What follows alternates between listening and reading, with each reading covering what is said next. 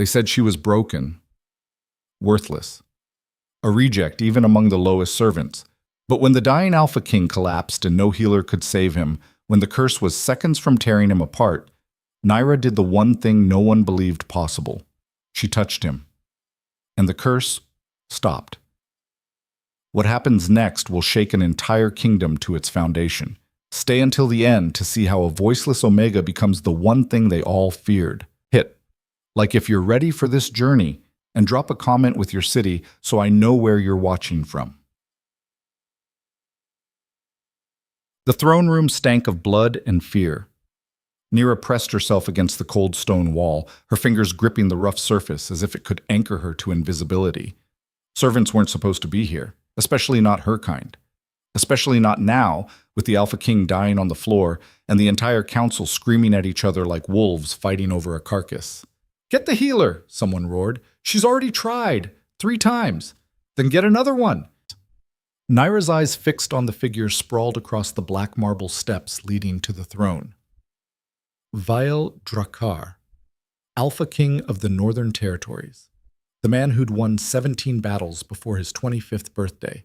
The wolf so powerful that enemies whispered his name like a curse. And he was dying.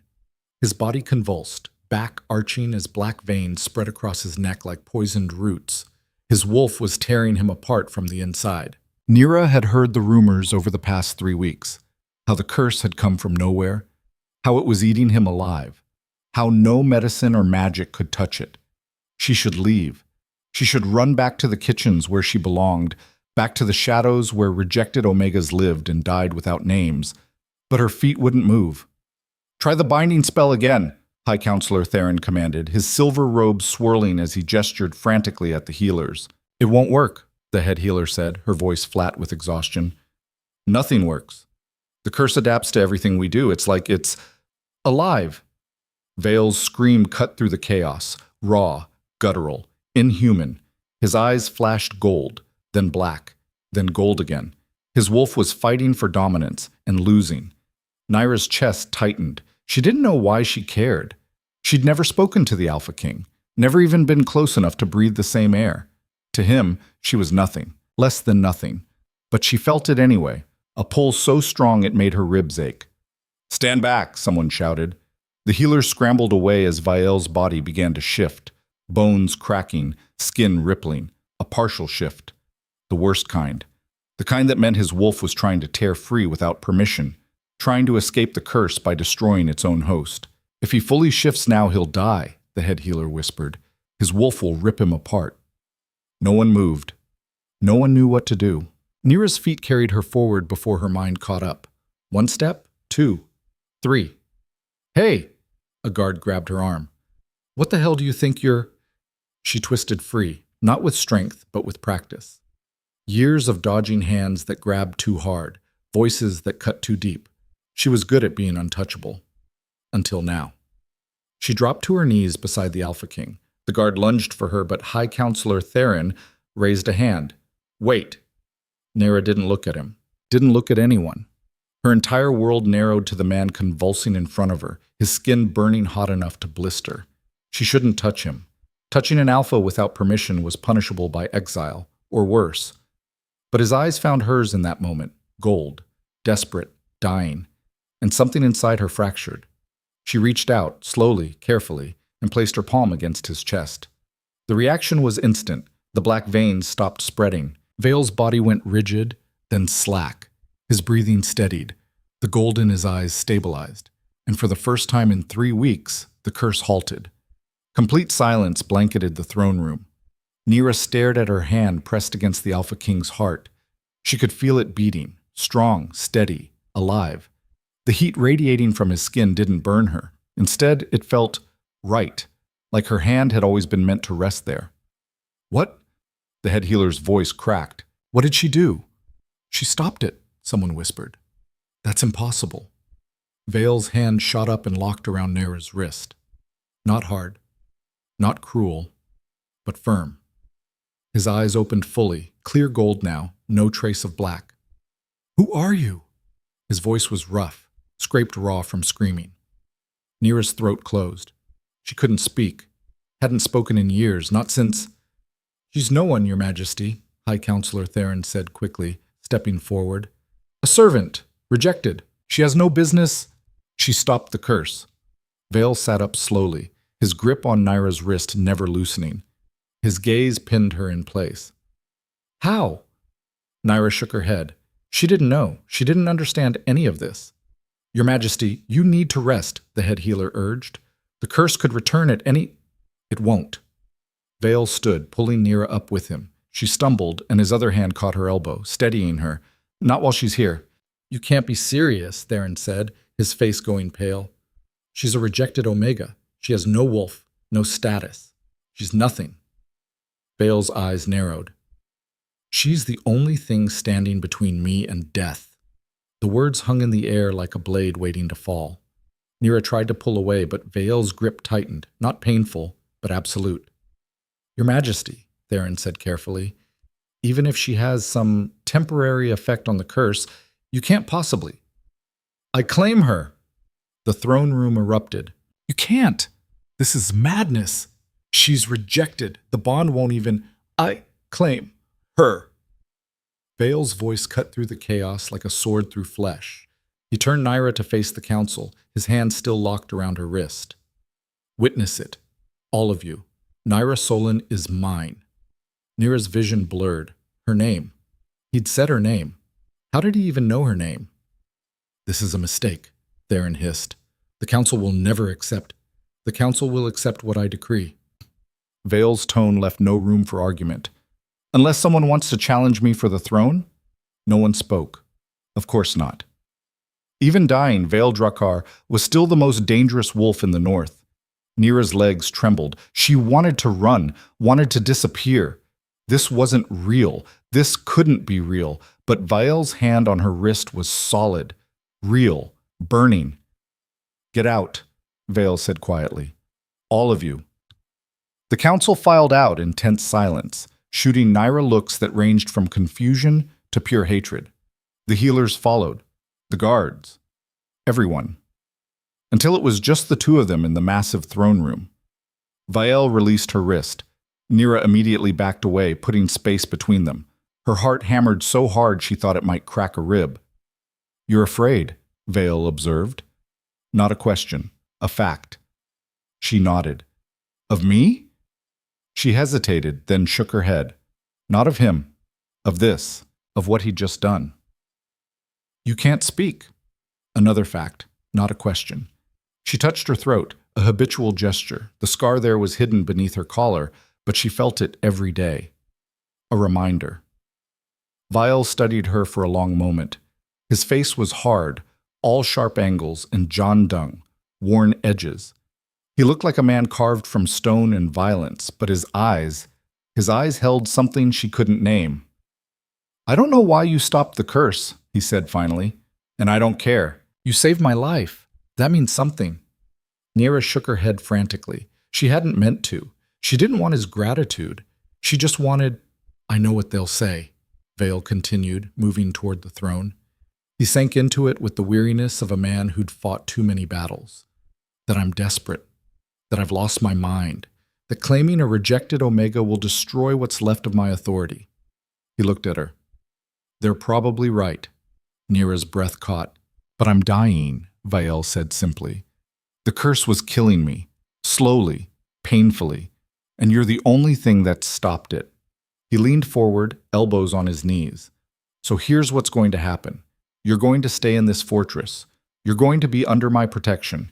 And when the council tries to tear you apart, and they will, I'm going to stop them.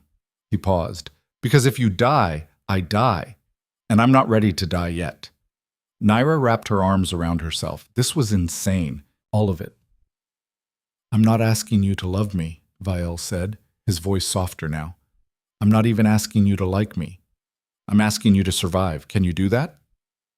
She stared at him. At this man who'd just claimed her in front of his entire court. This stranger who'd somehow known her name. This dying king who'd chosen her over everything. Slowly, she nodded. Good. Vael stood. You'll have quarters near mine. Guards. Whatever you need. He moved toward the side door, then paused. And Naira? She looked up. Thank you. Then he was gone, leaving her alone in the throne room with 100 questions and no way to voice a single one. Naira's new quarters were obscene. She stood in the doorway, frozen, staring at the massive four-poster bed draped in midnight blue silk, at the wardrobe that could fit 20 servants, at the balcony overlooking the northern mountains. Your Majesty said to make you comfortable, the young maid said nervously, hovering behind Naira. Is there anything else you need? Naira shook her head and stepped inside. The door closed behind her with a soft click. She walked to the center of the room and just stood there, processing. She'd spent the last 3 years sleeping on a straw mat in the servants' quarters, eating scraps, avoiding eyes, existing in the spaces between spaces. And now she was here because she'd touched a dying king and accidentally saved his life. Naira moved to the window and pressed her forehead against the cool glass. The fortress sprawled below, a war machine built into the mountain itself. Walls 30 feet thick, guard towers every 100 yards, weapons forges that burned day and night. This was the North, the territory that had survived 6 invasions in as many decades, the place where weakness meant death. And she was the weakest thing here. A knock at the door made her jump. She turned as it opened. A woman entered, middle-aged, sharp-eyed, wearing the dark green robes of a senior healer. I'm Maris, she said without preamble. The king sent me to check on you. Naira tensed. Relax. I'm not here to dissect you. Maris set a leather bag on the table near the bed and began pulling out vials and instruments. Though I'll admit, I'm curious how you stopped the curse when nothing else could. Naira backed away slightly. You don't trust me. Maris didn't look up from her preparations. Smart. You shouldn't trust anyone right now. Half the court wants you dead. The other half just wants to study you like a lab rat. She finally looked at Naira. But I'm not half the court. I'm a healer, and I take my oaths seriously. She gestured to the chair beside the table. Sit. Let me make sure you're not dying too. Naira hesitated, then sat. Maris worked efficiently, checking Naira's pulse, her eyes, the temperature of her skin. She paused when she saw the scar on Naira's throat. Who did that to you? Naira pulled away. Fine. Don't tell me. Maris returned to her examination. But someone carved up your voice box. That's why you can't speak. Naira looked at the floor. Rejected omegas usually aren't mutilated, Maris continued clinically. They're just cast out. So whoever did this wanted to make sure you stayed silent. She packed up her tools. You're physically healthy. No signs of curse contamination. No bond marks yet. Yet. The word hung in the air. The king claimed you, but he didn't complete the bond, Maris said. That means right now you're in a liminal space, protected by his decree, but not actually bound to him. She met Naira's eyes. If he dies before the bond is complete, you lose that protection. You understand? Naira nodded slowly. The council is already circling. Prince Kylor especially. Maris's expression darkened. He's been waiting for his brother to die for years. Now that Vale's found a way to survive, Kylor will do everything he can to remove that solution. She meant Naira. Watch your back, Maris said. And don't eat or drink anything that doesn't come from the king's personal kitchen. Poison is common in this court. With that cheerful advice, she left. Naira sat alone in her too large room and tried to breathe. She'd survived 3 years of invisibility by being nothing, by making herself so small that no one noticed her long enough to hurt her. Now she was the most visible person in the fortress, and she had no idea how to survive that. The whispers started immediately. Naira heard them everywhere she went, in the corridors, in the courtyard, even in the kitchens where she'd once worked. Can you believe it? A rejected Omega. She must have used some kind of spell. Or poison. Maybe she cursed him first, then pretended to cure him. I heard she can't even speak. What kind of wolf has no voice? Naira kept her head down and walked faster. She was heading to the library, one of the few places where she might find answers. Vale had told her she could go anywhere in the fortress now, that she was under his protection, but protection meant nothing against words. There she is. Naira's steps faltered. A group of noble wolves blocked the corridor ahead. 5 of them. All young, all powerful, all wearing the armbands that marked them as council members' children. The one in front, A blonde woman with ice-blue eyes smiled. Nira Solon, the king's new pet. Nira tried to step around them. They moved to block her. We're just curious, the blonde continued. How does a voiceless reject catch the attention of an alpha king? She tilted her head. Did you spread your legs? Is that it? The others laughed. Nira's hands curled into fists. She wanted to run, wanted to scream, wanted to... Or maybe, another girl said, she really did curse him. Everyone knows rejected Omegas turn bitter. Maybe she poisoned him, then waited until he was desperate enough to accept help from anyone. That would make her clever, the blonde mused. Not just pathetic. Nira's chest burned. She forced herself to breathe, to stay calm. Fighting would only make it worse. Nothing to say? The blonde stepped closer. Oh, wait, you can't say anything, can you? Someone cut out your voice. She smiled wider. I wonder what you did to deserve that. Nira turned and walked away. Run, little reject, one of them called after her. Run back to your borrowed room and your borrowed status. See how long it lasts. Their laughter followed her all the way down the corridor. Nira didn't stop until she reached the library. She pushed through the heavy doors and slumped against them, trying to catch her breath. They got to you already. She spun. Prince Kalor sat in one of the reading chairs near the window, a book open in his lap. He looked like his brother, same sharp features, same gold eyes. But where Vael was all hard edges and violence, Kalor was smooth, polished, dangerous in a different way. Don't worry, he said, closing the book. I'm not here to harass you. He stood and approached slowly, like she was a wild animal that might bolt. I'm actually here to help. Nira pressed herself against the door. I know what my brother did, Kalor said, and I know why. He's dying. He's desperate. And you... He studied her. You're convenient. Nira's throat tightened. But convenience isn't the same as destiny, Kalor continued. And claiming you in front of the council? That was reckless, dangerous. It's already turning half the court against him. He stopped a few feet away. I want to help you, Nira. I want to make sure you survive this. His voice was gentle, kind. Because if you die, my brother dies. And despite what you might think, I don't want that. Nira studied his face, looking for the lie. There's a way out of this, Kalor said. A way to save both of you without destroying what's left of this kingdom. He leaned closer. But you have to trust me. Can you do that? Nira backed away. Kalor's expression flickered, just for a moment, before the gentle mask returned. Think about it, he said. When you're ready to talk, come find me. I'll be here. He walked past her and out the door, leaving Nira alone among the books and the growing sense that she'd just been offered poison disguised as mercy. That night, Nira couldn't sleep. She lay in the enormous bed, staring at the ceiling, replaying everything in her head. The curse, the claim, the whispers, Kalor's offer. She was drowning, and no one was going to save her. A sound made her sit up, scratching, at the balcony door. Nira grabbed the knife she'd hidden under her pillow, a small blade she'd stolen from the kitchens. She crept toward the balcony, her heart pounding. The scratching stopped. She reached for the door handle, then froze as a shadow moved on the other side of the glass. Too big to be human. She gripped the knife tighter and pulled the door open. A wolf stood on her balcony. Massive, black as midnight, gold eyes glowing in the darkness. Veil. Nira's breath caught. She'd never seen him in wolf form, never been this close to any wolf. He was terrifying and beautiful.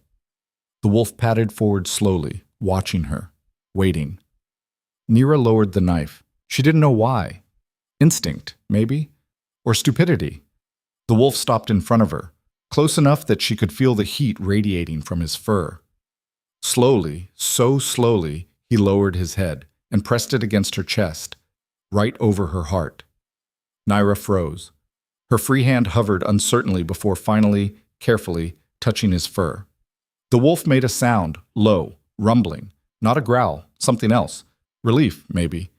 They stood like that for a long moment. A dying king in wolf form, and a voiceless Omega who'd somehow become his lifeline. Then the wolf pulled back. He looked at her one more time before turning and leaping off the balcony, disappearing into the darkness.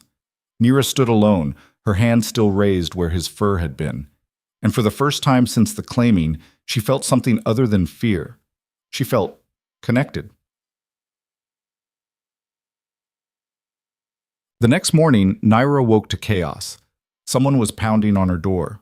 Hard. She scrambled out of bed and opened it to find Maris, the healer, her face pale. "You need to come with me. Now." Naira didn't ask questions. She followed Maris through the corridors, her stomach twisting. They arrived at the throne room. The doors were open. Inside, the entire council had gathered, and they were furious. "Cannot be allowed to stand," High Counselor Theron was shouting. "This is an insult to every law we have." "The law is clear," another council member added. "Claiming a rejected Omega is grounds for challenging the king's authority." Vale stood at the center of the storm, his arms crossed, his face unreadable. "Then challenge me," he said simply. Silence. "That's what I thought," Vale continued. "Anyone else?" "Your Majesty." Kaelor stepped forward, his voice calm, reasonable. "No one wants to challenge you. We want to help you. But claiming her," he gestured to where Naira stood in the doorway, "was a mistake. The people won't accept it. The council won't accept it. And keeping her here only puts everyone at risk." "Risk?" Vale's eyes narrowed. "Explain." "She's a rejected Omega," Kaelor said. "By definition, she's unstable, unpredictable, and now she's somehow stopped your curse, something no healer could do. That's not natural. That's dangerous." Murmurs of agreement rippled through the council. "What are you suggesting?" Vale asked quietly. "A compromise." Kaelor spread his hands. "Let us study her. Find out what makes her different. If she truly has some ability to help you, we'll find it. And if not," he paused, "then we'll know she's not worth dying for." "Study her." Vale's voice was flat.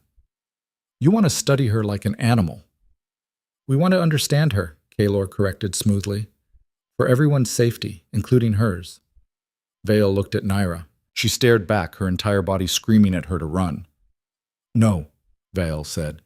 "Your Majesty, I said no." Vale's voice cut through the room like a blade. "She's under my protection. That means no one touches her, no one tests her, no one does anything to her without my permission." "Even if it means your death?" Kaelor asked softly. "Even then." The council erupted again. Nira watched it all unfold, the shouting, the accusations, the thinly veiled threats, and realized something terrible. Vale was protecting her, but every moment he did, he lost more support, more authority, more power. He was destroying himself to keep her safe, and she had no way to stop it. The council meeting dissolved into chaos, but Vale didn't move. He stood at the center of it like stone, while accusations flew around him like arrows. Nira watched from the doorway, her chest tight. This was her fault, all of it. "Your Majesty, please be reasonable. I've made my decision." Vale's voice was ice. Meeting adjourned. The council filed out, their faces tight with anger. Kaelor was the last to leave, pausing just long enough to meet Naira's eyes. His expression was unreadable. Then it was just her and Vale in the massive throne room. He turned to face her, and she saw it, the exhaustion carved into every line of his face. He looked like a man holding up a mountain with his bare hands. "You should go," he said quietly. Nira shook her head. She stepped forward instead, closing the distance between them. "I'm not asking." Vale's jaw tightened. "The more they see you with me, the worse it gets." She reached out and pressed her palm against his chest, right over his heart, the same place she'd touched when the curse was killing him. His breath caught. The black veins were back, faint, but there, crawling up from beneath his collar like poisoned roots trying to find purchase. "It's coming back," Vale said. His hand covered hers, holding it against his chest. Slower than before, but it's coming back. Naira's throat burned.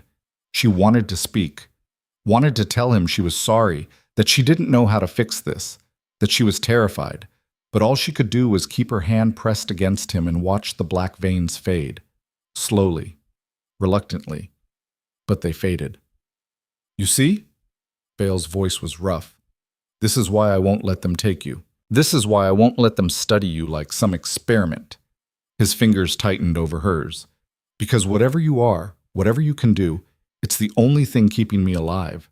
He pulled away suddenly, breaking the contact. But that doesn't mean I own you, he said. If you want to leave, I'll arrange it. Safe passage, money, a new identity. You can disappear. Nira stared at him. I won't force you to stay and watch me destroy everything for you. Vale looked away. That's not fair to either of us. She grabbed his wrist before he could walk away. He froze. Nira pulled his hand back to her chest, pressing his palm against her heart, showing him. She wasn't leaving. Why? The word came out broken. Why would you stay? Because you came to my balcony as a wolf, she wanted to say. Because you're dying and I'm the only one who can help. Because for the first time in 3 years, someone sees me as something other than broken. But she couldn't say any of it. So she just held his hand against her heart and hoped he understood. Vale's expression cracked, just for a moment. Then he pulled away again, but gently this time. You're either very brave or very stupid, he said. I haven't decided which. She smiled, just a little. Get some rest, Vale said, and stay out of the corridors for a while. The council is angry, and angry wolves do stupid things. He walked away, leaving her alone in the throne room with the weight of a decision she couldn't undo. Nira didn't stay in her quarters. She couldn't. The walls felt like they were closing in. Instead, she found herself in the kitchens, the one place where she'd felt almost safe before the claiming, before everything. The head cook, a massive woman named Tara, looked up from kneading dough and froze. Well, Tara said slowly, look who's back. Nira froze in the doorway. You can come in, Tara said, her voice neutral. You're not banned from the kitchens. Not yet, anyway. Nira stepped inside cautiously. The kitchen smelled like bread and roasted meat and home, if she'd ever had one. The other kitchen workers stared at her. Some looked curious, most looked hostile. Don't just stand there, Tara said. If you're here, you work, same as before. Relief flooded through Nira. She grabbed an apron and moved to the prep station, falling into the familiar rhythm of chopping vegetables.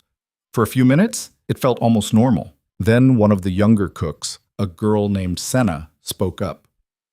Is it true, she asked, that you can stop the curse just by touching him? Nira kept chopping. Because if it is, Senna continued, that means you're either magic or cursed yourself.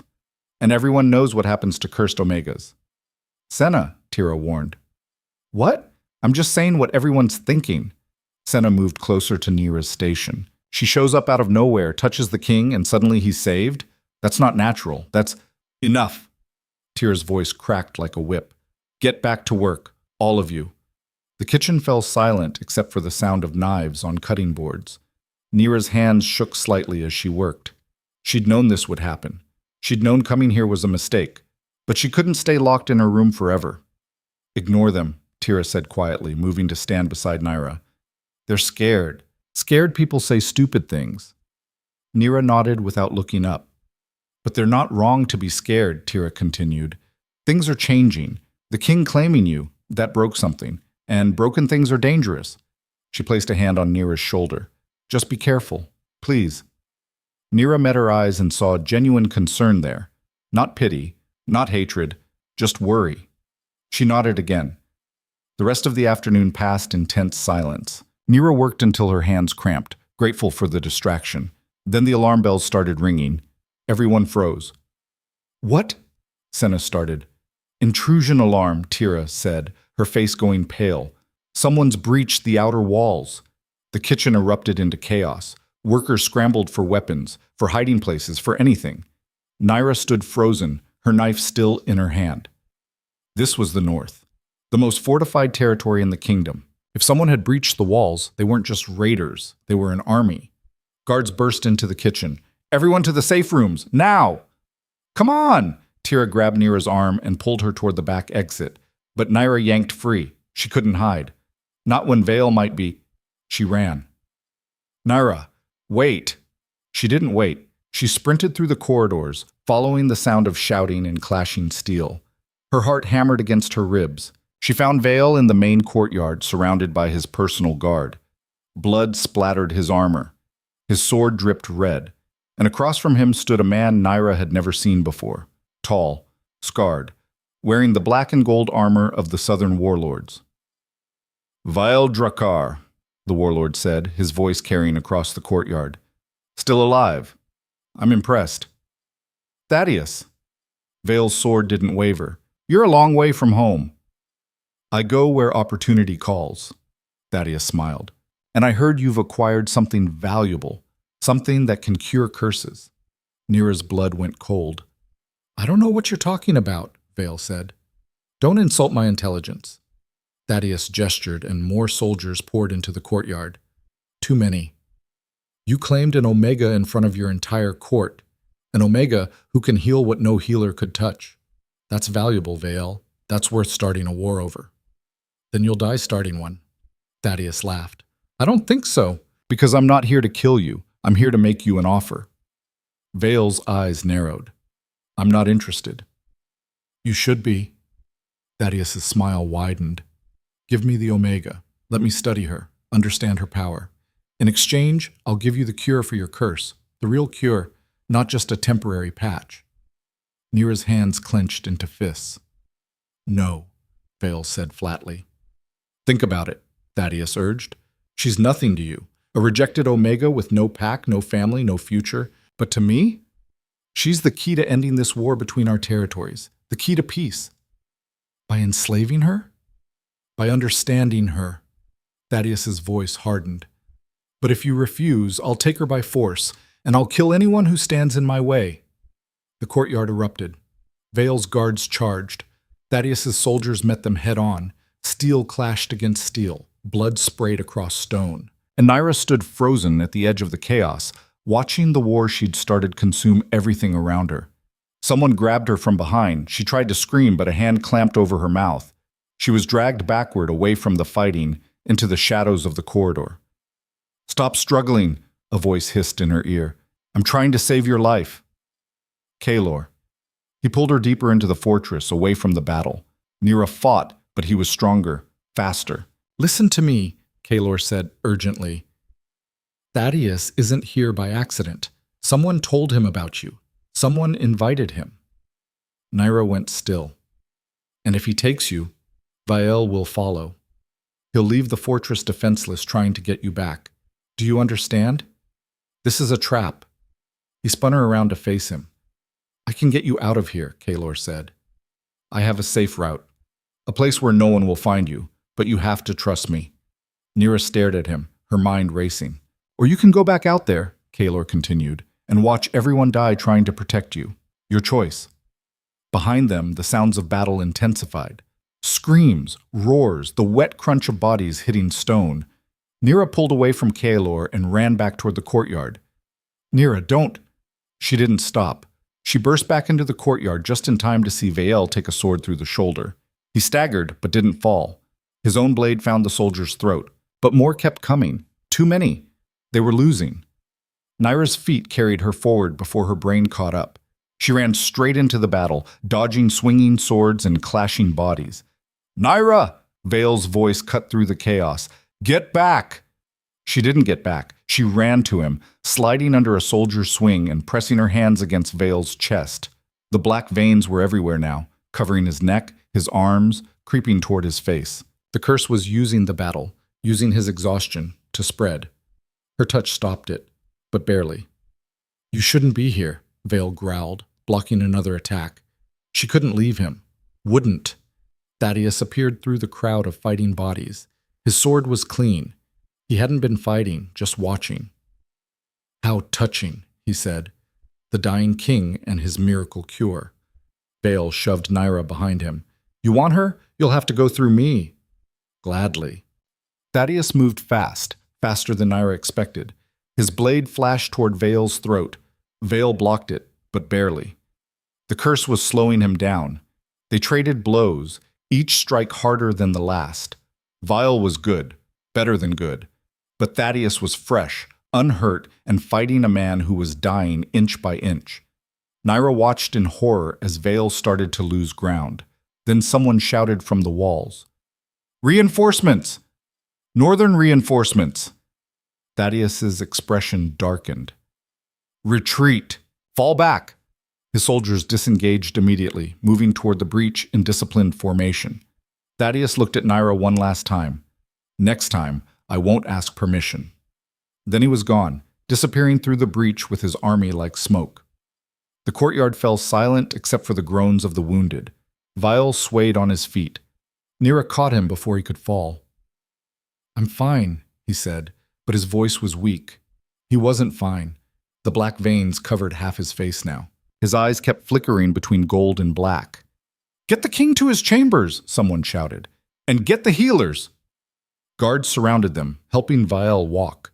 Naira stayed pressed against his side, her hand on his chest, trying to push back the curse by sheer will. They made it to his chambers. Maris was already there, her face grim. Lay him down, she commanded. They lowered Vial onto the massive bed. Naira didn't let go. Everyone out, Maris said. Except her. The guards left. The door closed. Maris began pulling tools from her bag. The curse is accelerating. The battle pushed it too far.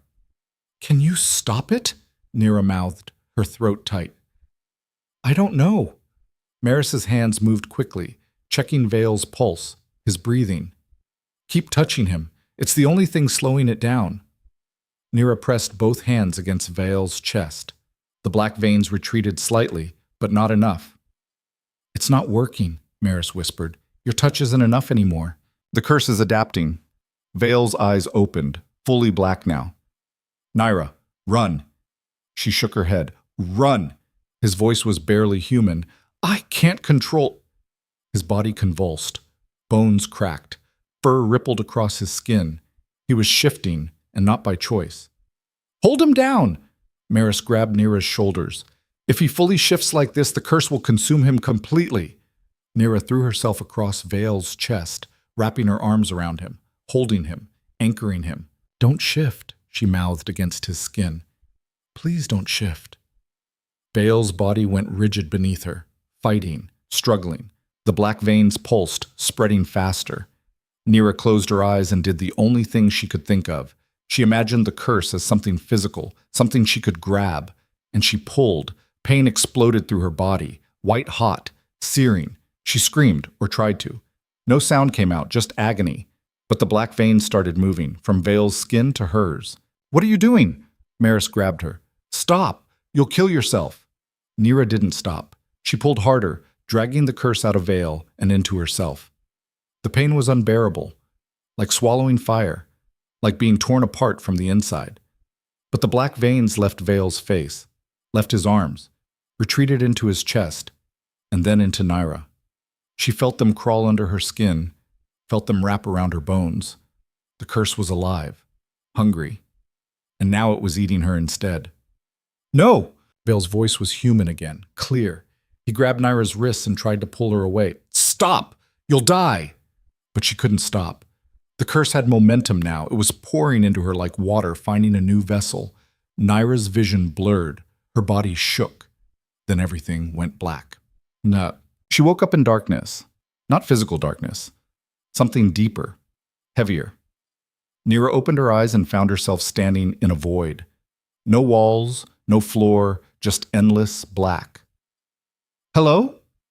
Her voice worked here. In this place between places. A figure appeared in the distance, walking toward her. As it got closer, Naira's heart stopped. The figure was her, same face, same eyes, same scar on her throat, but different. This version of her stood straight, confident, whole. Who are you? Naira whispered. I'm what you could have been, the other Nira said, if they hadn't broken you. This isn't real. Isn't it? The other Naira circled her.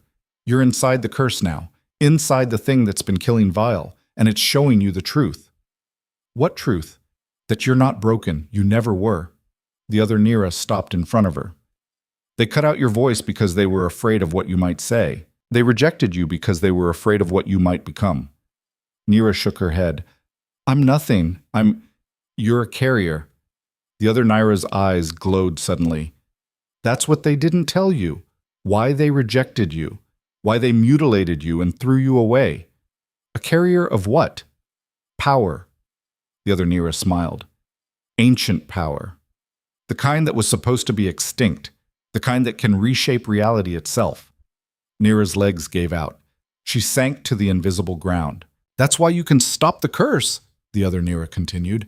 Because the curse isn't attacking Vael. It's trying to reach you. It's been trying to find you through him. That's impossible. Is it? The other Nira crouched beside her. Then explain why touching him stops it. Explain why you just absorbed it into yourself. Nira couldn't. The curse is a key, the other Nira said softly. And you're the lock.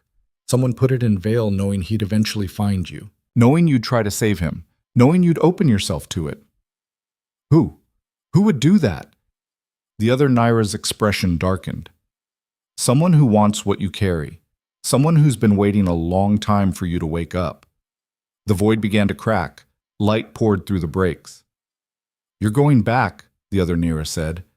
But remember this. The curse chose you. And now you have to choose what to do with it.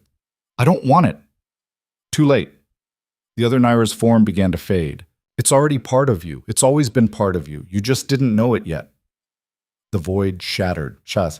Nira woke up screaming, silently, soundlessly, but screaming. She's awake! Maris's voice cut through the fog. Vael, she's awake! Hands grabbed her. Strong hands, familiar. Nira, look at me. She focused on Vael's face. He looked exhausted, haggard, but alive, and the black veins were gone. What did you do? His voice was rough. What the hell did you do? Nira looked down at herself.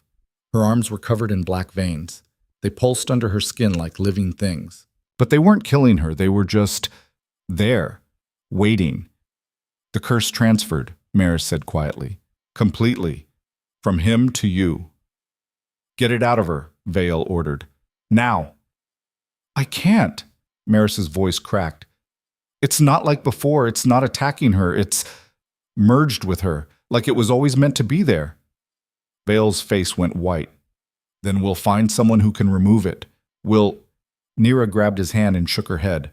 No? Vael stared at her. You're dying and you're saying no?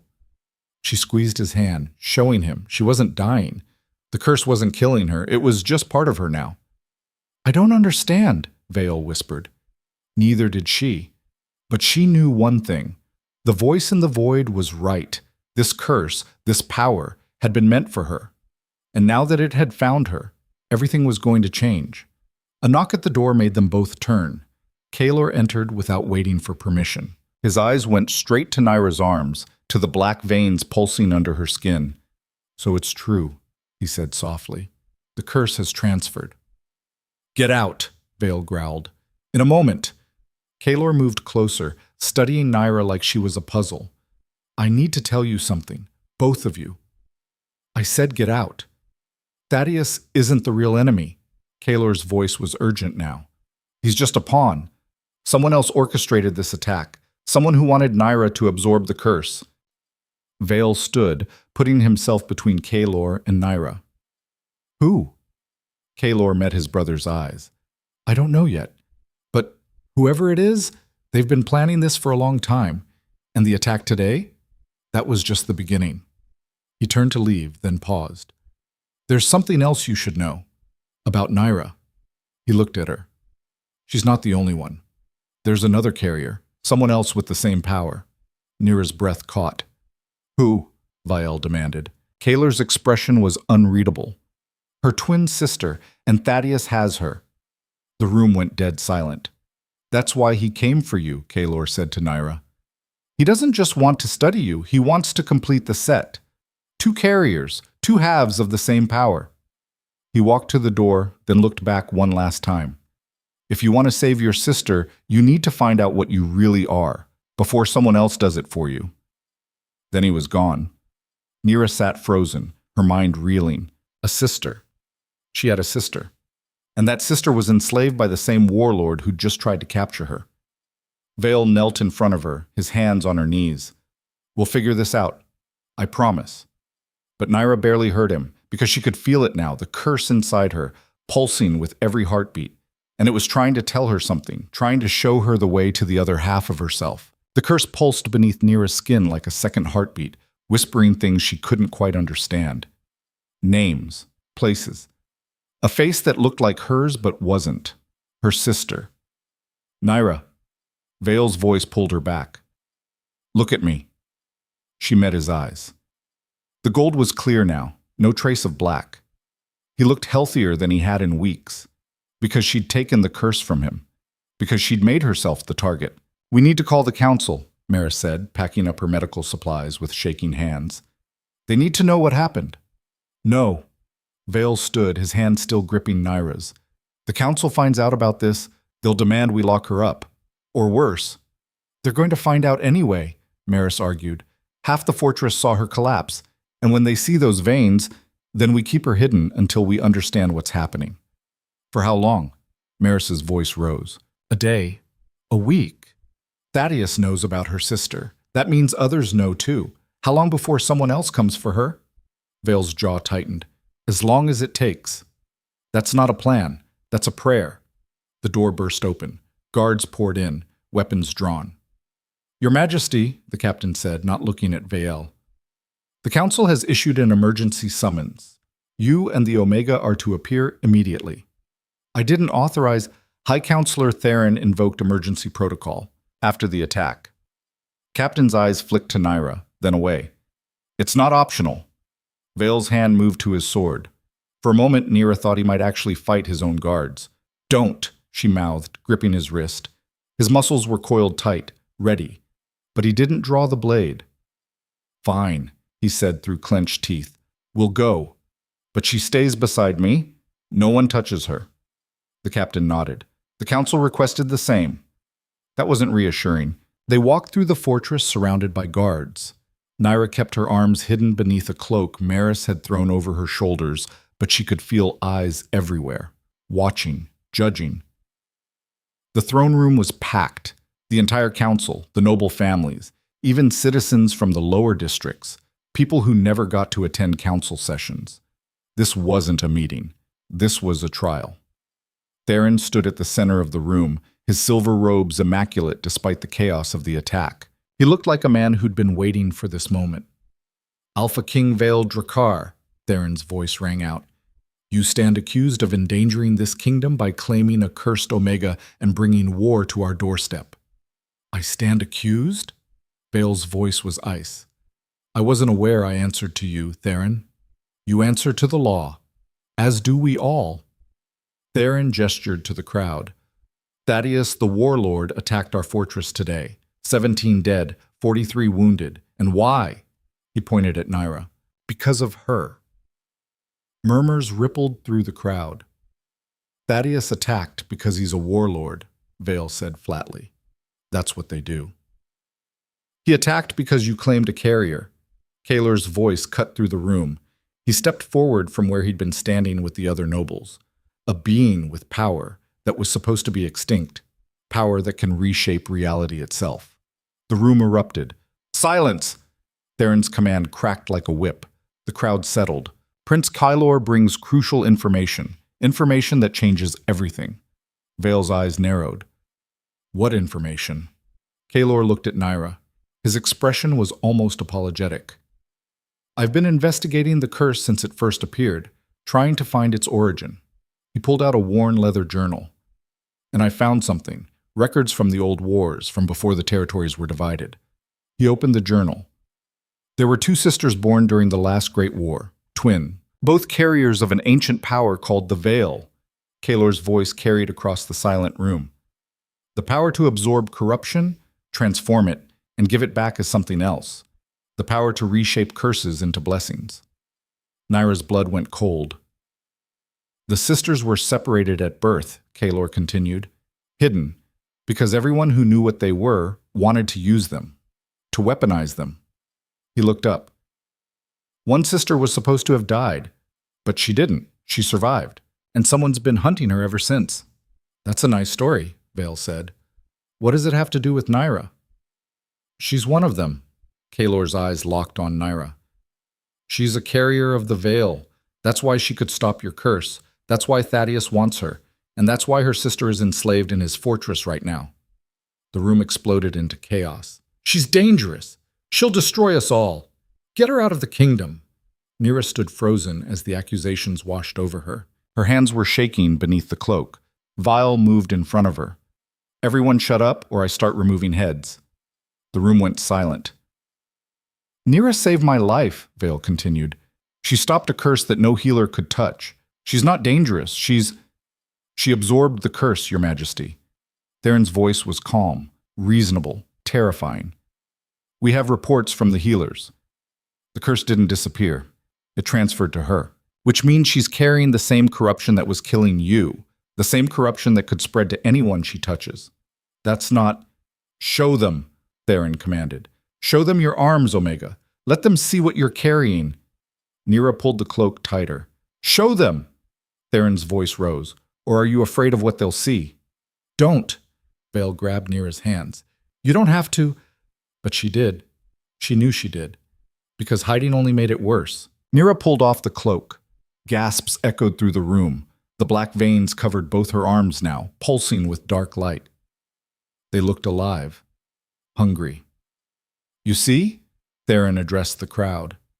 She's infected, cursed, and she's standing in the heart of our kingdom like a plague waiting to spread. The curse isn't spreading, Maris called out from the back. I've examined her. It's contained, stable. For now, Theron said. But what happens when it's not? What happens when she loses control? When that corruption spreads to the water supply, the food stores, our children? The crowd's fear was palpable, thick enough to choke on. There's a solution, Kaelor said quietly. A way to save everyone. Vael's eyes snapped to his brother. What solution? The old records mention a trial, a test that carriers had to pass to prove they could control the Veil. Kaelor's voice was careful. If Nira passes, she proves she's not a threat. The Council accepts her. The Kingdom accepts her. And we can use her power to finally end the wars with the Southern Territories. And if she fails? Vael asked. Kaelor didn't answer immediately. He didn't have to. If she fails, Theron said, the curse consumes her. And we lose both her and the threat she represents. No. Vael's voice was absolute. I won't let you send her to die in some ancient trial. Then what's your alternative? Theron demanded. Keep her locked up forever? Watch her slowly lose control? Wait for Thaddeus to attack again with a bigger army? I'll fight Thaddeus myself if I have to. You can't fight what's coming. Kaelor's voice was urgent now. The Southern warlords are forming an alliance. They know about the carriers. They know about the Veil. And they're not going to stop until they have both sisters. He looked at Nira. This trial is the only way to prove you're strong enough to protect yourself. To prove you're not just a victim waiting to be used. Nira's throat burned. She wanted to argue, to refuse. But she could feel the truth in his words. She was a victim, had been her whole life. Rejected, mutilated, hidden, and she was so tired of it. Where is this trial? She mouthed to Kaelor. His expression flickered with something that might have been respect or pity. The Broken Temple, he said. 3 days' ride into the Deadlands, where the old power still lives. The Deadlands are a myth, someone in the crowd said. They're not. Maris's voice was tight. I've been there. Once. It's where failed carriers go to die. Perfect. She's not going, Vael said again. Nira grabbed his arm and turned him to face her. She pressed her hand against his chest, right over his heart, where the curse used to live, and shook her head. His eyes widened. You can't be serious. She nodded. She was deadly serious. You'll die, Vael said. You understand that. No one survives the trials. She understood. But she also understood that staying here meant watching everyone around her live in fear, meant waiting for the next attack, the next attempt to capture her or kill her or use her. She was done waiting. The Omega accepts the trial, Theron announced before Nira could change her mind. It will commence in 3 days. Until then, she'll be held in protective custody. Like hell she will, Vael growled. Your Majesty. Theron's voice hardened. You can't protect her from this. The Council has voted. The trial is mandatory, unless you'd like to challenge the entire Council for the throne. Vael's hand went to his sword. Don't. Kaelor stepped between them. Brother, please, this is the only way. The only way to what? Watch her die? To give her a chance. Kaler's voice dropped. She absorbed your curse. She carries the veil. That means she's stronger than you think. Stronger than she knows. The trial will prove it. Or kill her. Yes. Kaler didn't flinch. Or kill her, but at least it's her choice. Vale looked at Naira. His expression was raw, desperate. She reached up and touched his face, gently, trying to tell him it was okay. It wasn't okay. It was the opposite of okay. But it was necessary. 3 days, Theron said. She stays in the tower until then. No visitors except healers and guards. But I'm visiting her, Vale said flatly. You're the king. You don't take orders. Theron's smile was thin. But if you die because the curse returns without her touch, that's on you. Vale's jaw clenched. Guards surrounded Nira. She looked at Vale one last time before they led her away. His eyes promised violence, promised that this wasn't over, but they both knew it was. The tower was exactly what Naira expected. Cold stone. Barred windows, a single bed and a chamber pot. A cell, basically. Just a nicer one. She sat on the bed and stared at her arms. The black veins pulsed steadily like they were breathing. The door opened. She tensed, expecting guards. Instead, Maris entered carrying a medical bag. You're an idiot, Maris said without preamble. You know that, right? Nira almost smiled. The Broken Temple has a 98% mortality rate. Maris began unpacking supplies. The 2% who survived came back broken. Minds shattered, bodies ruined. She pulled out a syringe. I'm going to give you something. A compound that might help stabilize the curse during the trial. Might. She filled the syringe with pale blue liquid. But it's experimental. It could also kill you faster. Nira held out her arm. Maris paused. You're really doing this? Nira nodded. Why? You don't owe these people anything. You could run, disappear. Live what's left of your life somewhere peaceful. Nira touched her throat, the scar there, then pointed at the black veins on her arms. This was who she was now. Running wouldn't change it. Maris injected the compound. It burned going in, but Naira didn't flinch. The trial has 3 parts, Maris said quietly, packing up. First, you face what you've broken. Every person you've hurt, every mistake you've made. The trial makes you watch it, live through it, again and again. Naira's stomach twisted. Second, you face what broke you, the trauma, the pain, everything that made you what you are. Worse. Third, you face what you could become, the power at its fullest, and you have to choose whether to accept it or reject it. Maris met her eyes. Most people die in the first part. The few who make it to the second usually die there. And the ones who reach the third? She shook her head. They choose wrong. Every time. What's the wrong choice? Nira mouthed. I don't know. No one who came back could talk about it. Maris moved to the door. But I know this. The trial doesn't care about good or evil. It cares about truth. And if you can't face the truth of what you are, all of it, the good and the terrible, it'll consume you. She paused with her hand on the door. Vale's going to try to stop this. He'll probably do something stupid and kingly. Don't let him. Her voice softened. He needs you to survive this. We all do. Then she was gone. Naira sat alone in this growing darkness and tried not to think about what she'd broken, what had broken her, what she might become. She failed at all 3. Vile came in the middle of the night. Nira was half asleep when she heard the window open. She sat up to find him climbing through, still wearing his armor. That's a 30-foot drop, she mouthed. I've jumped higher. He crossed to her bed. We're leaving, now. Nira shook her head. I'm not asking. Vale grabbed her arm gently. I have horses ready, supplies. We can be across the border by dawn. She pulled away and pointed at her arms, at the black veins. I don't care about the curse, Vale said. I don't care about the trial, or the council, or any of it. I care about you not dying. Nira touched his face, then pointed at the door, at the fortress beyond, at the kingdom. They'll be fine without you, Vale insisted. She shook her head again. They wouldn't be. Thaddeus would keep coming.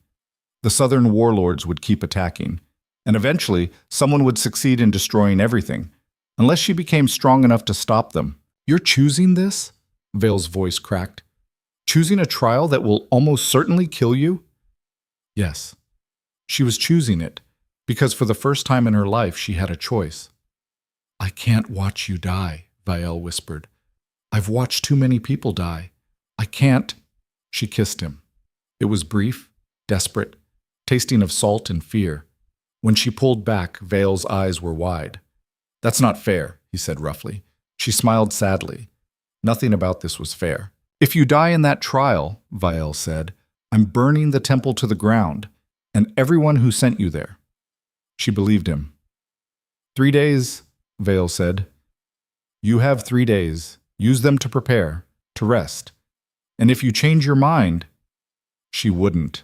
He knew it too. She could see it in his face. Then at least let me give you something. Vael pulled a small knife from his belt.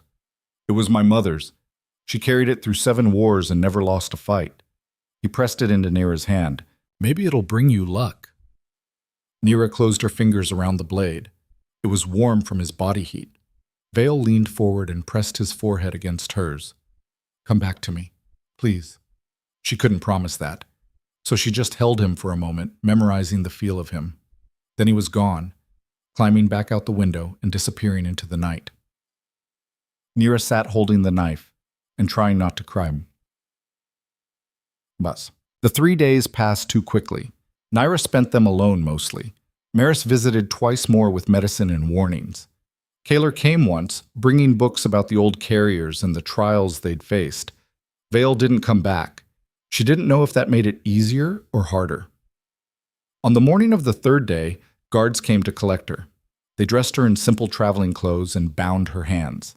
Not tightly, but enough to send a message. She was a prisoner, even if they called it protective custody. The courtyard was full when they let her out. The entire court had gathered to watch her leave. Some faces were sympathetic. Most were afraid. Theron stood at the front. The Omega Nira Solon will now journey to the Broken Temple to face the trial of the Veil. If she succeeds, she will be recognized as a true carrier and given full protection of the crown. If she fails, she won't fail. Vail's voice cut through the courtyard. He strode forward wearing full battle armor, his sword strapped to his back. Your Majesty, Theron said carefully. The trial must be undertaken alone. Then I'll wait outside the temple. Vail's tone left no room for argument. But I'm going with her to the Deadlands. Anyone have a problem with that? Silence. Good. Vail moved to stand beside Nira. He cut the bindings on her wrists himself. She's not a prisoner. She's a volunteer. Treat her with respect or answer to me. The guard stepped back. Nira looked up at Vael. He met her eyes and nodded slightly. Together, they walked to the horses. Kalor was already mounted. I'm coming too. Someone needs to know the way. You've been to the temple? Vael asked. Once. Years ago. Kalor's expression was unreadable. I didn't go inside, but I know where it is. Maris appeared leading her own horse. And someone needs to keep you all from dying of stupidity before we even get there. While Vael looked like he might argue, then he just nodded. Fine, but we leave now, before the council decides to complicate things. They mounted and rode out of the fortress. The crowd parted to let them through. Nira could feel their eyes on her back, their fear, their hope, their hatred. She didn't look back. The Deadlands earned their name. After 2 days of riding, the landscape changed from rocky hills to something worse. The ground was gray and cracked, like old bones. Nothing grew here. No trees, no grass, not even weeds, and it was quiet. Too quiet. No birds, no insects. Just wind and the sound of their horses' hooves on dead earth. We're close, Kalor said on the 3rd day. Another few hours? Nira's arms had gotten worse. The black veins now covered her shoulders and were creeping toward her neck. The curse was spreading, slowly but spreading. We should rest, Maris said, eyeing Nira's arms. Let me examine. No time, Kalor interrupted. The temple only opens at sunset. If we miss it, we wait another day. And if she's too weak to attempt the trial? Maris demanded. Then she dies anyway. Kaler's voice was flat. The curse is accelerating. You said so yourself. She has maybe 3 days left. Maybe. Vale's jaw clenched. Then we ride faster. They rode. The temple appeared as the sun touched the horizon. It wasn't what Naira expected. No grand structure, no impressive architecture, just ruins, ancient stone columns jutting from the dead earth like broken teeth. And in the center, a doorway leading down into darkness. That's it? Vale stared at the ruins. That's the broken temple? Most of it collapsed centuries ago, Kalor said, dismounting. What's left is underground. Naira slid off her horse and approached the entrance. The darkness below seemed to pulse, like it was breathing. Wait, Vale grabbed her arm. Let me go first. Make sure it's safe. She shook her head. Naira, he can't go in, Maris said quietly. None of us can. The temple only accepts carriers. Anyone else who enters dies within minutes. Vale's face went white. How do you know that? Because I watched it happen. Maris's voice was hollow. I brought someone here once, someone I cared about. He made it 5 steps inside before the temple started crushing him. I had to drag him out and watch him die on these very stones. Silence. So no, Maris said. You can't go in. You can't protect her. You can't do anything except wait out here and hope she comes back. Vale looked at Naira. His expression was agony. I'll wait, he said, as long as it takes. I'll wait. Naira touched his face one last time, memorizing it. Then she turned and walked toward the entrance. Naira! Vale's voice stopped her. Remember what I said. Come back to me. She nodded. Then she descended into the darkness.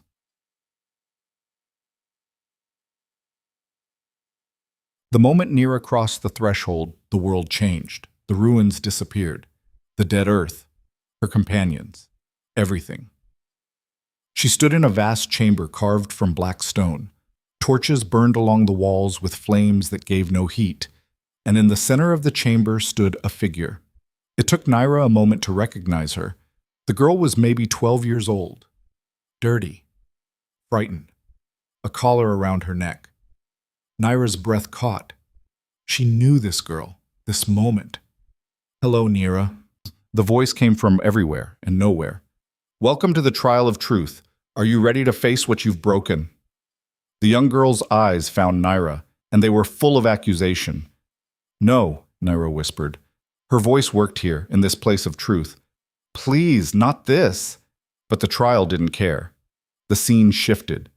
Naira watched as the young girl, herself, years ago, tried to speak, tried to scream, and watched as a knife carved through her throat, stealing her voice forever. But worse than the memory was what came next. The girl turned to face Naira. You let them do this, the young Naira said. You didn't fight back, you just accepted it. I was 12, Naira said, her voice breaking. I didn't know how to fight. You knew enough to survive, the young Naira said, but you didn't care about me, about protecting this. She touched her throat. You just wanted to live. So you let them break me. That's not fair. Truth isn't fair. The young Naira smiled. It was terrible. And the truth is you broke yourself. You chose silence. You chose invisibility. You chose to be nothing. The words hit like knives. I was trying to survive, Naira whispered, by becoming exactly what they wanted. A voiceless Omega who couldn't defend herself, couldn't fight back, couldn't exist. The chamber shifted again. Now Naira saw herself in the servants' quarters, watching another Omega get beaten by a guard, doing nothing. Saw herself turning away when a child was hurt, when an elder was denied medicine, when injustice after injustice happened right in front of her. And she'd done nothing, every time, because she was afraid, because she was broken, because she'd chosen survival over courage. You see? The young Naira walked through the memories like a ghost. You didn't just let them break you. You broke everyone around you by refusing to be whole. Naira fell to her knees. The weight of it was crushing. I'm sorry, she whispered. I'm so sorry. Sorry doesn't fix anything. The young Naira crouched in front of her. But accepting the truth might. So here's the question. Are you ready to face what broke you? Because it's so much worse than this. The chamber went dark, and Nira heard screaming. The screaming wasn't coming from outside Nira, it was coming from inside her, from every memory she'd buried, every wound she'd pretended didn't exist. Light blazed around her. When her vision cleared, she was standing in a different chamber, smaller, colder. A woman stood chained to the wall. Her face was gaunt, her clothes torn, but her eyes were exactly like Nira's. "Hello, sister." Nira's legs gave out. She caught herself on the stone floor, hands shaking. "You're not real," she whispered. "I'm as real as you are." The chained woman, her twin, smiled bitterly. "I'm what the trial wants you to see, the part of yourself you've been running from." I don't understand." "Don't you?" The twin rattled her chains. "You've spent your whole life hiding, being invisible, pretending you're nothing so no one would hurt you worse than they already had." She leaned forward as far as the chains allowed. "But I'm the part of you that never stopped fighting, the part that screamed even when they cut out your voice, the part that wanted to burn down everyone who ever hurt you." Nira shook her head. "That's not me." "It is. You just buried it so deep you forgot it existed." The twin's expression hardened. "But Thaddeus didn't forget about me. He found me when I was 6 years old, took me from the family that hid me, and he's been using me ever since." The scene shifted. Nira watched in horror as her twin, younger, maybe 13, was forced to absorb curse after curse from wounded soldiers. Watched her scream as the corruption ate into her. Watched her break and rebuild over and over until there was almost nothing human left. "This is what our power does," the twin said. "We absorb corruption, transform it, but transformation has a cost. And I've been paying it for 18 years while you hid in a kitchen." The accusation stung worse than any blade. "I didn't know," Nira said. "I didn't know you existed. They told me I was alone." "We're never alone. We're two halves of the same whole." The twin's voice softened slightly. "That's why the curse found you through Veil. It was looking for me, for the other half. Because separated, we're just carriers. But together?" She smiled. "Together, we're something they haven't seen in 300 years. "What?" "A complete veil." The twins' chains began to glow. The power to not just absorb and transform corruption, but to reshape reality itself, to turn death into life, poison into medicine, hate into... She stopped, coughed. Blood spattered the stone floor. "I'm dying," the twin said simply. "Thaddeus has used me too much, pushed the power too far. I have maybe days left, maybe hours." Nira's chest tightened. "Then we have to get you out. We have to..." "You can't save me." The twin's smile was sad. "But you can save yourself." That's what this trial is really about. Not facing what broke you, facing what you have to become to survive. The chamber began to crack. Light poured through the breaks. "The third part is coming," the twin said. "The choice. And Nira," her voice dropped to a whisper, "choose to live. Not just survive. Live. Promise me." The scene shattered. Nira fell through darkness, her sister's voice echoing in her ears. When she hit the ground, she was somewhere new. A vast space with no walls, no ceiling, just white light stretching forever, and standing in front of her was herself. Not young, not chained, just Nira as she was now, black veins and all. "Final trial," the other Nira said. "Are you ready?" "For what?" "To choose what you become." The other Nira gestured, and 3 doorways appeared behind her. 3 paths, 3 futures. You can only walk through one. Nira struggled to her feet. "What happens if I choose wrong?" "There is no wrong choice, just consequences." The other Nira walked to the first door. "This one leads to power, full acceptance of the veil. You become what your sister is, a weapon capable of reshaping reality. You'll be strong enough to save everyone, strong enough to never be hurt again." She moved to the second door. "This one leads to peace. You give up the power, reject the veil, return to being human. You'll lose the curse, lose the ability to help Vael, but you'll be free, normal, safe." The third door. "This one leads to balance. You keep the power, but choose how to use it. Not as a weapon, not as a victim, as yourself. The other Nira met her eyes. But this path is the hardest, because it means accepting all of yourself. The broken parts and the powerful parts. The silence and the scream. Everything. Nira stared at the 3 doors. Behind the first, she heard battle cries, power, strength. Behind the second, she heard laughter, children playing, peace. Behind the third, she heard nothing, just silence, like it was waiting for her to fill it. Most people choose the first door, the other Nira said. They want the power, want to never feel weak again. But the power consumes them. They become exactly what they were running from. And the second door? They lose themselves trying to be normal, spend their whole lives pretending they're not different, not special, not carrying something that could change the world. The other Nira's expression was unreadable. Both choices lead to death, just different kinds. Then the third door is the right choice. Is it? The other Nira tilted her head. Balance is harder than power or peace. It means living with contradiction, being strong and vulnerable, silent and screaming, accepting that you're both the victim and the survivor, that you broke yourself and you're still worth saving. She stepped closer. Can you do that? Can you look at everything you are, all the shame and the strength, and choose to be whole anyway? Nira's hands were shaking. She looked at her arms, at the black veins pulsing under her skin. She'd spent her whole life wanting to be invisible, wanting to be nothing so no one would hurt her. But she wasn't nothing. She'd never been nothing. She was the girl who survived when they cut out her voice, the Omega who touched a dying king and saved him, the sister who absorbed a curse to protect someone she barely knew. She was broken, and she was whole, both at once. I choose the third door, Nira said. The other Nira smiled.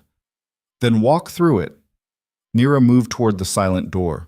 With each step, the black veins on her arms began to change. Not disappearing, transforming. The darkness shifted to silver, then to something that looked like starlight under skin. She reached for the handle.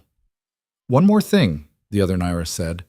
The moment you walk through that door, you accept the full weight of the veil. All of it. The power and the cost. The ability to save and the burden of choosing who to save. Are you ready for that? No, she wasn't ready. She'd never be ready. But she was done being afraid. Nira opened the door and stepped through. Pain exploded through her body. Not the sharp pain of injury, something deeper. Like every cell was being rewritten. She fell to her knees, gasping.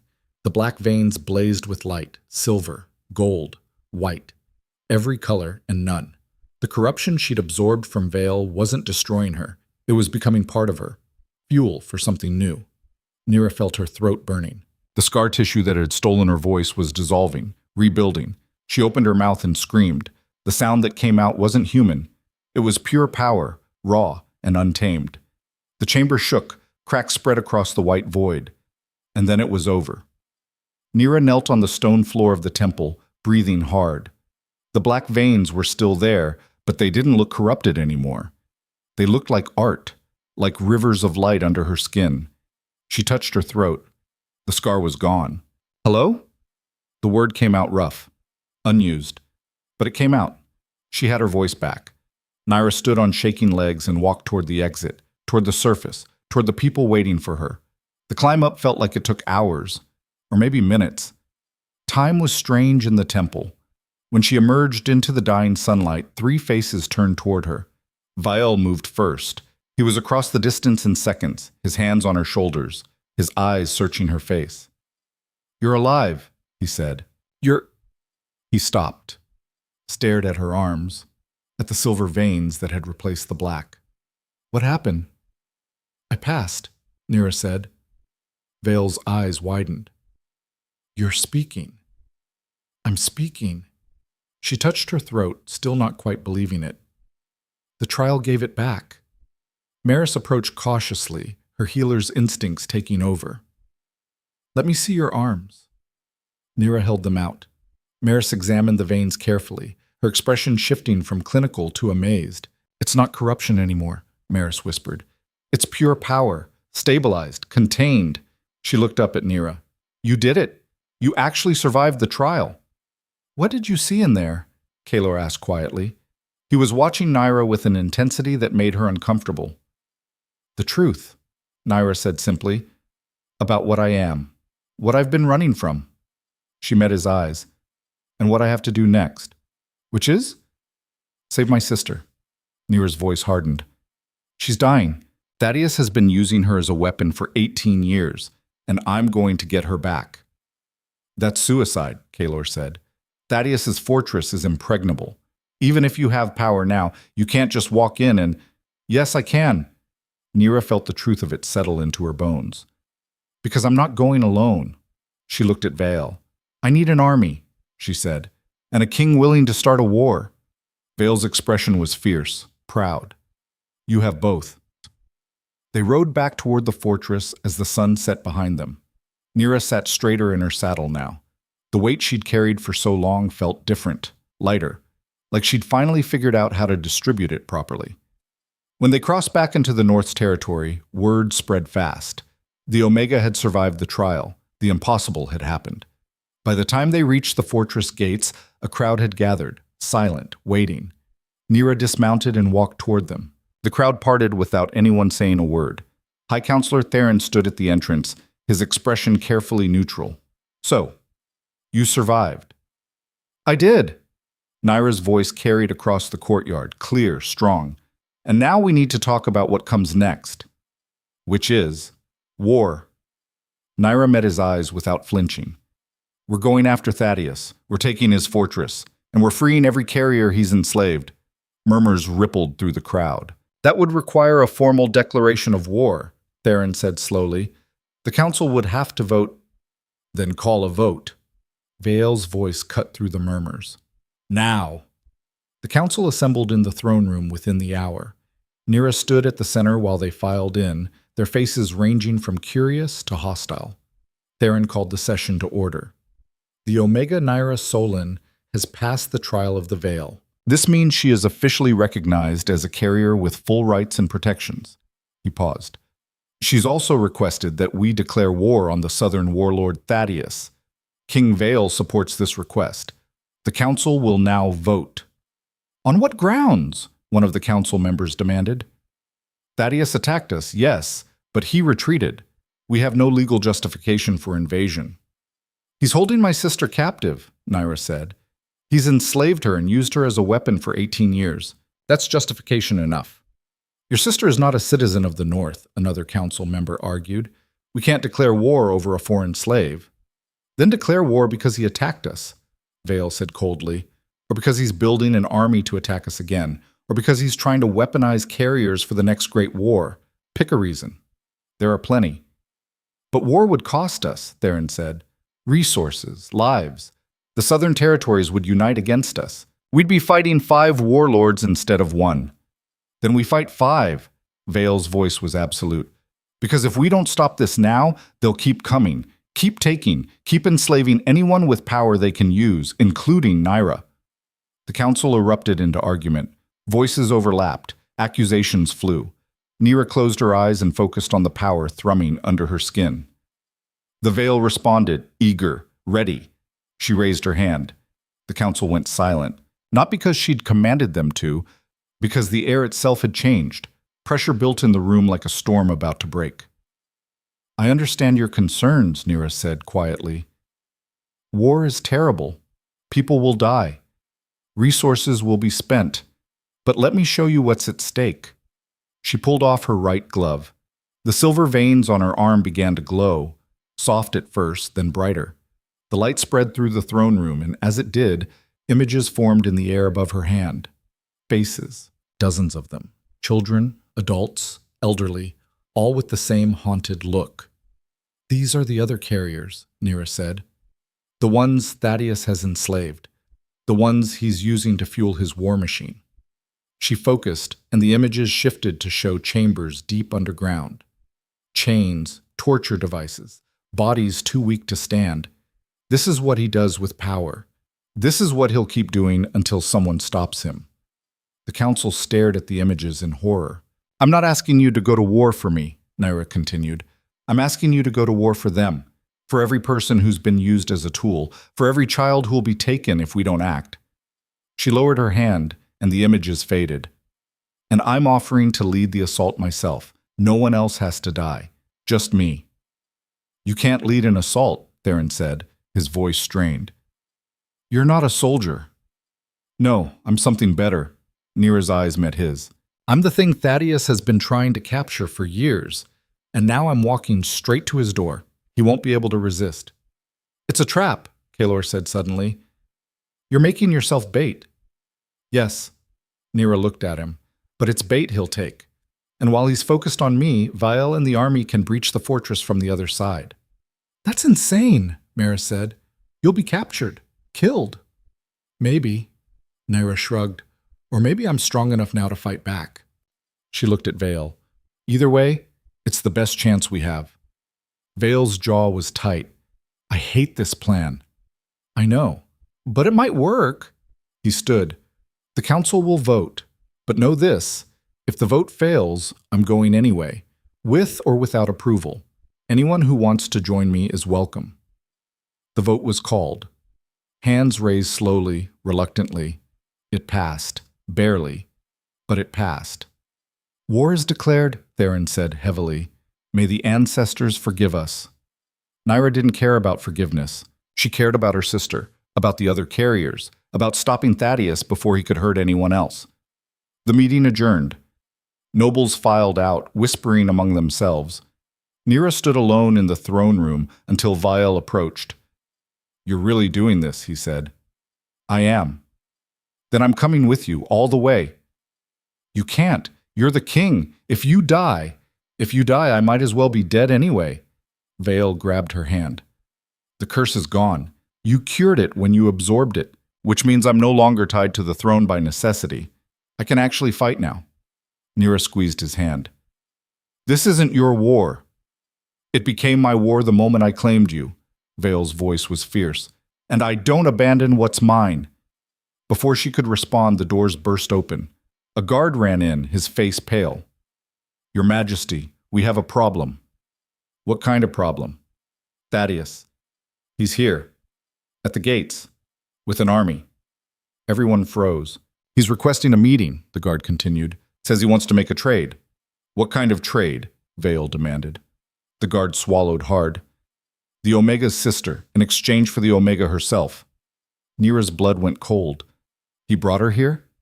He says she has 1 hour to live, maybe less. And if Nira comes peacefully, he'll let her say goodbye before she dies. It's a trap, Kalor said immediately. He's lying. The sister is probably already dead. Or she's not, Maris said quietly, and he's using her to lure Nira out. Nira was already moving toward the door. Wait! Vale grabbed her arm. You can't just walk out there. He'll take you. You'll lose everything you just gained. My sister is dying, Nira's voice cracked. I can't let her die alone. Then we go together, full guard, full protection. He said alone. I don't care what he said. Nira pulled free gently. Vial, trust me, please. She saw the war in his eyes. The need to protect versus the need to respect her choice. Finally, he nodded. But I'm watching from the walls, and if anything goes wrong, I'm burning him alive. Deal. Nira walked through the fortress toward the gates. People stopped and stared as she passed. The Omega who'd survived the trial, the carrier who'd gained her voice back, the weapon they were about to lose. The gates opened. Beyond them, Thaddeus's army spread across the field like a plague. Hundreds of soldiers, siege equipment, war machines. And in the center, held up by chains, was a girl who looked exactly like Nira, her sister. Nira walked forward alone. No guards, no weapons, just herself and the power singing under her skin. Thaddeus stood beside the girl, a smile on his scarred face. Nira Solon, how kind of you to join us. Let her go, Nira said. Of course. Once you come here, Nira kept walking. The distance between them closed, 50 feet, 30, 20. She could see her sister's face now, pale, bleeding, barely conscious, 10 feet. That's close enough, Thaddeus said, unless you want to watch her die right now. Nira stopped. Good. Thaddeus gestured, and 2 soldiers brought forward a collar, made of dark metal inscribed with runes. Put this on, and I'll let her go. It'll suppress your power, make you manageable. And then what? Then you become what you were always meant to be. A tool, a weapon, just like your sister. Thaddeus's smile widened. You'll help me win this war, and in exchange, I'll let her live. Comfortable, cared for. She'll never have to suffer again. Nira looked at her sister, at the girl who'd been tortured for 18 years while Naira hid in kitchens. Okay, Naira said. Give me the collar. No! Vale's voice roared from the walls. Naira, don't! But she'd already taken it, already lifted it toward her neck. Her sister's eyes opened, focused, and Naira saw recognition there, understanding, and fury. Don't, her sister whispered. Don't you dare give up. Nira smiled. I'm not giving up. She snapped the collar in half. The metal shattered like glass and power exploded outward, not from Naira, from her sister. The chains holding her dissolved. She stood, and for the first time in 18 years, she was free. You healed her, Thaddeus said, his face going pale. When? How? The moment I survived the trial, Nira said. The veil connects us. We're two halves of the same power, and when I accepted myself, I accepted her too. She moved to stand beside her sister, which means you don't have a hostage, you have a problem. The twins stood together, silver veins glowing on both their arms. Kill them, Thaddeus shouted. Kill them both! His army charged. Naira and her sister raised their hands together. The world bent. Corruption poured from Thaddeus's soldiers. Poison they'd been forced to consume, curses they'd been infected with, all of it flowing toward the twins like water finding its level. And the twins transformed it. Darkness became light. Poison became air. Curses became blessings. The soldiers fell to their knees, gasping, not dying, healing. The corruption that had been controlling them evaporated. Thaddeus tried to run. He made it 3 steps before Naira's sister appeared in front of him. 18 years, she said softly. You stole 18 years from me. Please, Thaddeus started. I'm not going to kill you, she continued. That would be too easy. She pressed her hand against his chest. Instead, I'm going to take everything you took from me. Your power, your control, your ability to hurt anyone ever again. Light blazed between them. Thaddeus screamed. When it faded, he collapsed. Still alive, still breathing, but empty, human, powerless. His army surrendered without another fight. Nira helped her sister stand. They looked at each other, really looked, for the first time. I'm Lyra, her sister said. Naira. I know, I've always known. Lyra smiled. It was broken and beautiful. I felt you survive the trial, felt you accept yourself, and it gave me strength to do the same. We're whole now, Nira said. We are. They turned to face Vale and the fortress. The gates had opened. People were pouring out, not to fight, but to witness. Vale reached them first. He looked at Naira, then at Lyra, then back at Naira. 2 of you, he said. The world is definitely ending. Lyra laughed. It sounded rusty, like she'd forgotten how. Come on, Nira said, taking her sister's hand. Let's go home. They walked back toward the fortress together. The Omega who'd found her voice, the sister who'd survived the impossible, and the king who'd believed in both of them. Behind them, Thaddeus's army knelt in the dirt, freed from corruption. And ahead, the council waited. They'd have questions, demands, fear. But Naira wasn't afraid anymore. She was whole, she was powerful. She was exactly who she'd always been meant to be. And she was just getting started. The throne room was packed tighter than Nira had ever seen it. Every noble family, every council member, citizens who'd fought their way in just to witness what happened next. They lined the walls, filled the galleries, pressed against the doors, and they were all staring at the twins standing in the center of the room. Nira felt Lyra's hand tighten in hers. Her sister was trembling, not from fear, but from exhaustion. 18 years of torture didn't heal in an afternoon. Let her sit, Nira said to Vale. He gestured immediately, and servants brought a chair.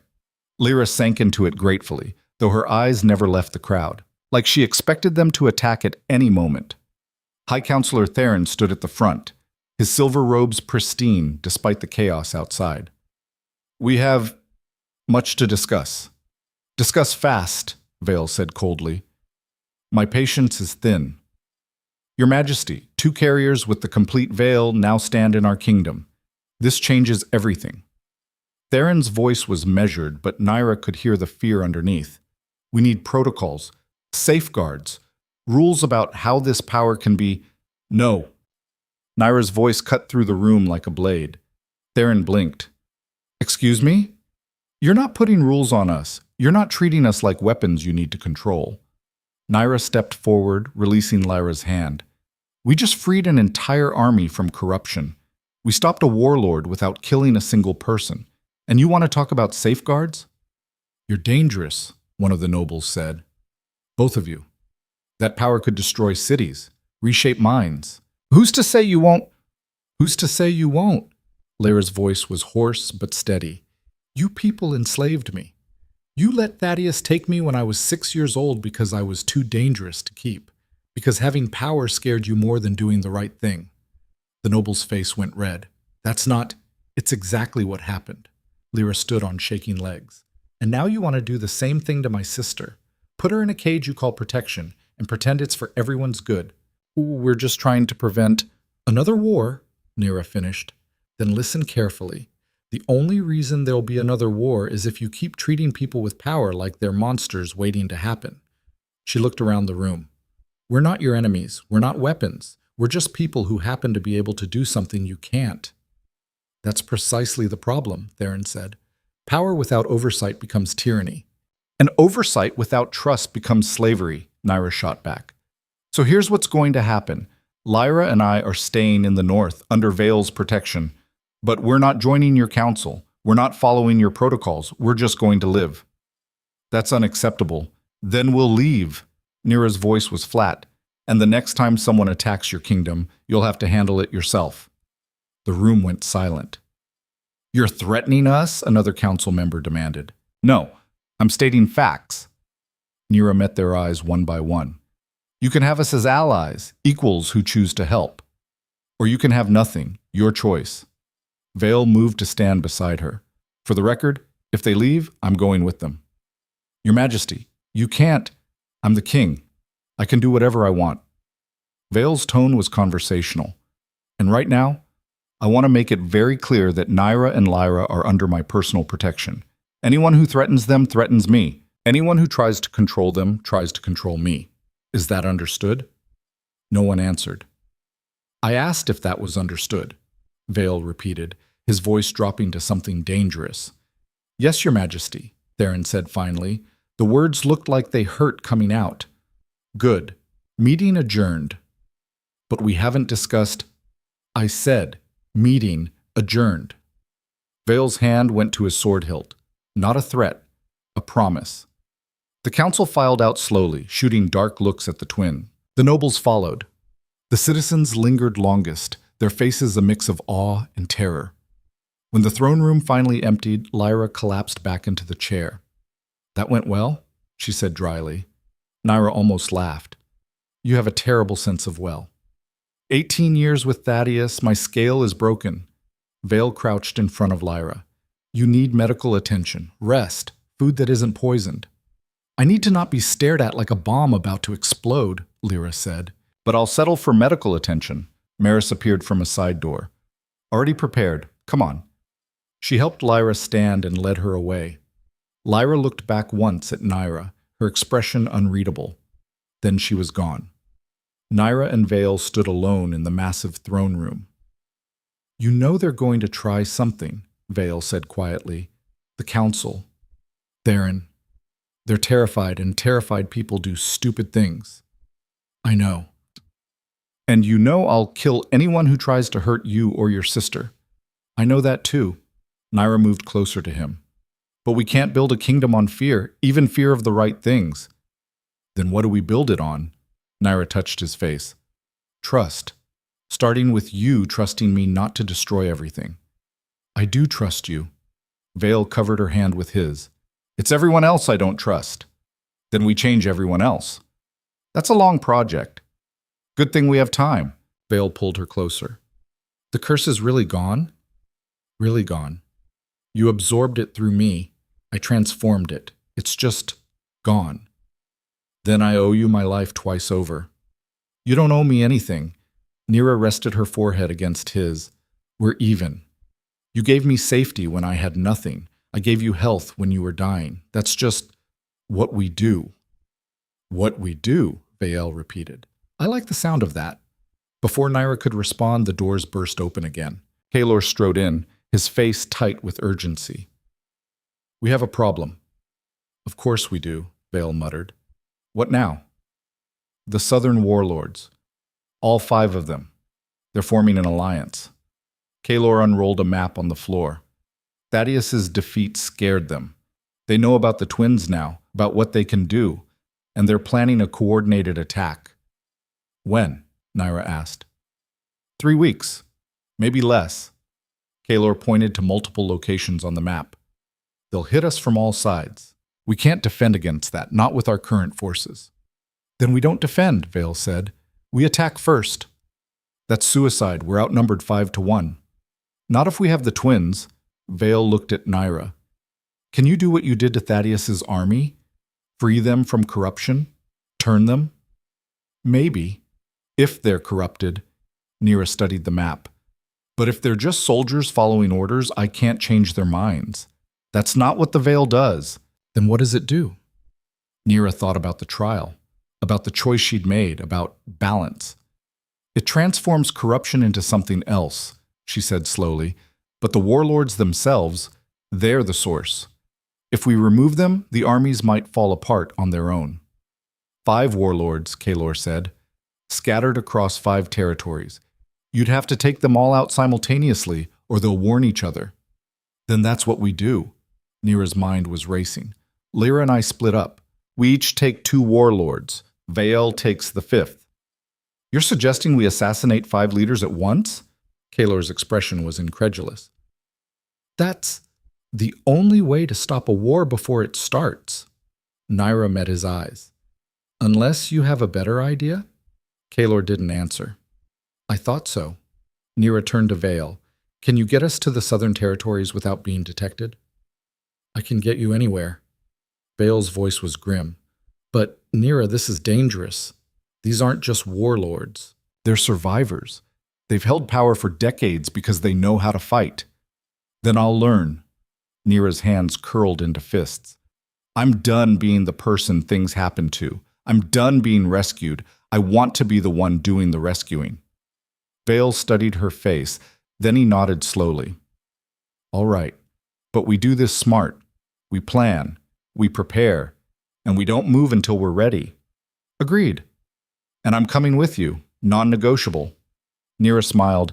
I wouldn't have it any other way. Kalor rolled up the map. I'll start gathering intelligence on the warlords. Weaknesses, locations, anything that might help. Why are you helping us? Nira asked suddenly. You've been pushing for this since the beginning. Why? Kalor's expression was unreadable. Because I'm tired of watching my brother almost die. And because... He paused. Because I was wrong about you, both of you. I thought carriers were dangerous. I thought the Veil was something to be feared. But watching you free those soldiers, watching you choose mercy when you could have chosen violence, he shook his head. Maybe I've been wrong about a lot of things. He left before either of them could respond. That was unexpected, Vael said. Everything about this is unexpected. Nira moved to the window overlooking the fortress. A month ago, I was sleeping on a straw mat in the kitchens. Now I'm planning to assassinate warlords. Having second thoughts? Every single one. She turned to face him. But I'm doing it anyway. Because someone has to. And for the first time in my life, I'm someone who can. Vael joined her at the window. You were always someone who could. You just didn't know it yet. They stood together watching the sun set over the fortress walls, and Nira felt something settle in her chest. Not peace, she wasn't sure she'd ever have peace, but purpose, direction, a reason to be more than invisible. The next 2 weeks were brutal. Lyra recovered slowly, her body healing faster than her mind. She had nightmares every night, screaming herself awake, fighting invisible chains. Nira sat with her through most of them, not talking, just being there. I keep thinking I'm still there, Lyra said one night. Still chained, still being used, and then I wake up and I'm here, and it doesn't feel real. It's real, Nira said quietly. Is it? Because sometimes I think maybe I died, and this is just what dying feels like. Oh! Lyra's voice cracked. Maybe Thaddeus finally pushed too far, and my mind broke, and this is the fantasy I created to cope. Look at me. Nira grabbed her sister's hands. This is real. You're real. We're real. And we're going to make sure no one ever does to anyone else what was done to you. By killing warlords? By stopping them, however we have to. Lyra's eyes were haunted. What if I can't do it? What if I'm too broken? Then you're broken. So what? Nira's voice was fierce. I was broken too. Had my voice cut out. Spent years being nothing. And I'm still here. Still fighting. Being broken doesn't make you useless. It makes you experienced. Lyra laughed. It was bitter, but real. That's a terrible pep talk. I'm new at this. At what? Having a sister, having a voice, having anything. Nira squeezed Lyra's hands. But I'm figuring it out. We both are. Together. Together, Lyra repeated. I like the sound of that. They trained during the days. Vale brought in fighters to teach them combat. Not because they needed weapons, they had the Veil, but because knowing how to move, how to read opponents, how to survive close quarters made them more effective. Lyra was vicious. Years of torture had taught her how bodies broke. She moved like violence wrapped in skin. Nira was different, careful, defensive. She'd spent so long avoiding conflict that attacking felt foreign. You're hesitating, Vale said during one session. Why? I don't want to hurt anyone. They're going to hurt you. They're going to try to kill you. You understand that? I understand. Then stop pulling your strikes. Vale moved into a fighting stance. Hit me, for real. Vale, hit me, Nira. Stop holding back. She struck, fast but controlled. Vale blocked easily. Harder. She struck again. He blocked again. You're still holding back. Why? Because I spent my whole life trying not to be noticed. The words burst out of her. Trying not to make waves. Trying not to give anyone a reason to hurt me more than they already had. And now you want me to just stop? To become violent? I want you to become effective, Vile said. Violence isn't about anger. It's about survival. And right now, survival means being willing to hurt people who are trying to hurt you. I don't want to be like them. You won't be, because you're choosing when to fight. They don't give their victims that choice. Vale lowered his guard. You saved my life. You freed an army. You survived a trial that killed almost everyone who attempted it. You think you did all that by being nice? I did it by being smart. Then be smart enough to know when kindness isn't enough. Vale's voice softened. I'm not asking you to become a monster. I'm asking you to protect yourself, to stop apologizing for taking up space. Nira stared at him. Then she struck, fast, hard, aiming for his throat. Vale blocked, but barely. His eyes widened with approval. Better, he said. Again. They trained until Nira's muscles screamed, until she stopped hesitating, until violence became just another tool in her arsenal instead of something to be feared. Lyra watched from the sidelines. When they finished, she approached Nira. You're getting good. I'm getting desperate. Nira wiped sweat from her face. There's a difference. Is there? Lyra's smile was sharp. Because from where I'm standing, desperation is the best motivator there is. Kaelor returned on the 13th day with intelligence. Maps, schedules, guard rotations. 3 warlords are vulnerable, he said, spreading papers across the war table. They're paranoid but predictable. We can get to them. He tapped 2 locations. These 2 are a problem. They fortified their territories. Getting in will be hard. Getting out will be harder. Mo? Then we don't get out, Lyra said. We finish them and portal away. Everyone stared at her. Portal? Vale repeated. The Veil can manipulate space. Bend it. We used to do it when we were children, before they separated us. Lyra looked at Nira. You haven't tried it yet? I didn't know it was possible. There's a lot you don't know yet. Lyra's expression was intense. The trial gave you the basics, but the full power, it takes time to unlock. Practice. Show me. Lyra held out her hand. The air beside her began to shimmer. Fold. A doorway appeared, circular, edged with silver light. Through it, Naira could see the other side of the room. It works on distance and focus, Lyra explained. The clearer your destination, the more stable the portal. But it drains you. Use it too much and you'll pass out. She let the portal collapse. If we can portal, Kaelor said slowly, we can hit all 5 warlords in one night. Strike and disappear before anyone knows what happened. Can you hold a portal open long enough for others to pass through? Vale asked Lyra. Maybe. I've never tried with more than myself. She looked at Naira. But 2 of us. We might manage it. Then that's the plan, Vale said. We go in teams. Nira and I take the 2 fortified targets. Lyra and Kaelor take the vulnerable ones. We hit them simultaneously, portal out, regroup. What about the 5th warlord? Maris asked. I'll handle him, Kaelor said. Alone. He's the weakest of the 5. More politician than fighter. They spent the next week refining the plan, practicing portals, memorizing maps, preparing for every contingency they could imagine. The night before the attack, Naira couldn't sleep.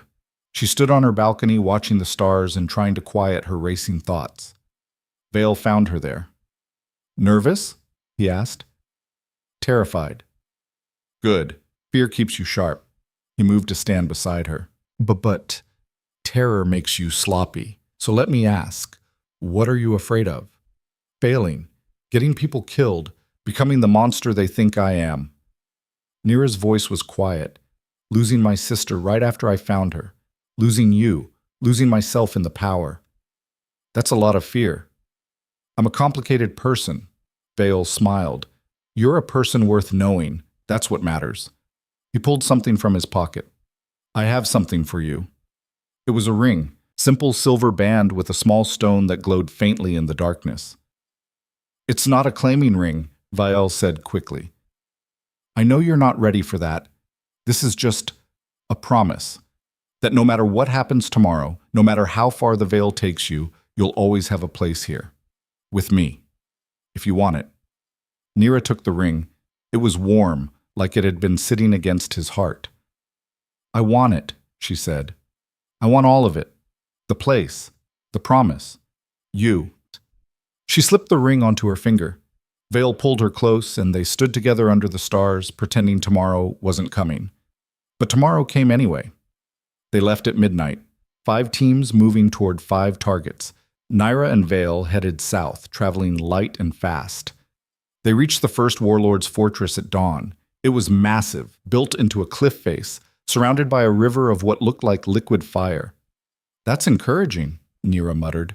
He's called Pyrax the Burner, Vale said, known for burning his enemies alive, and his allies when they displease him. Lovely. They waited until nightfall, then Naira opened a portal. It took more concentration than she expected. Her destination was a room she'd only seen in drawings, but the portal held. They stepped through. The room was empty.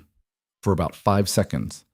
Then guards poured in, 20 of them, all armed, all clearly expecting this. Someone warned them, Vale said, drawing his sword. Someone always warns them.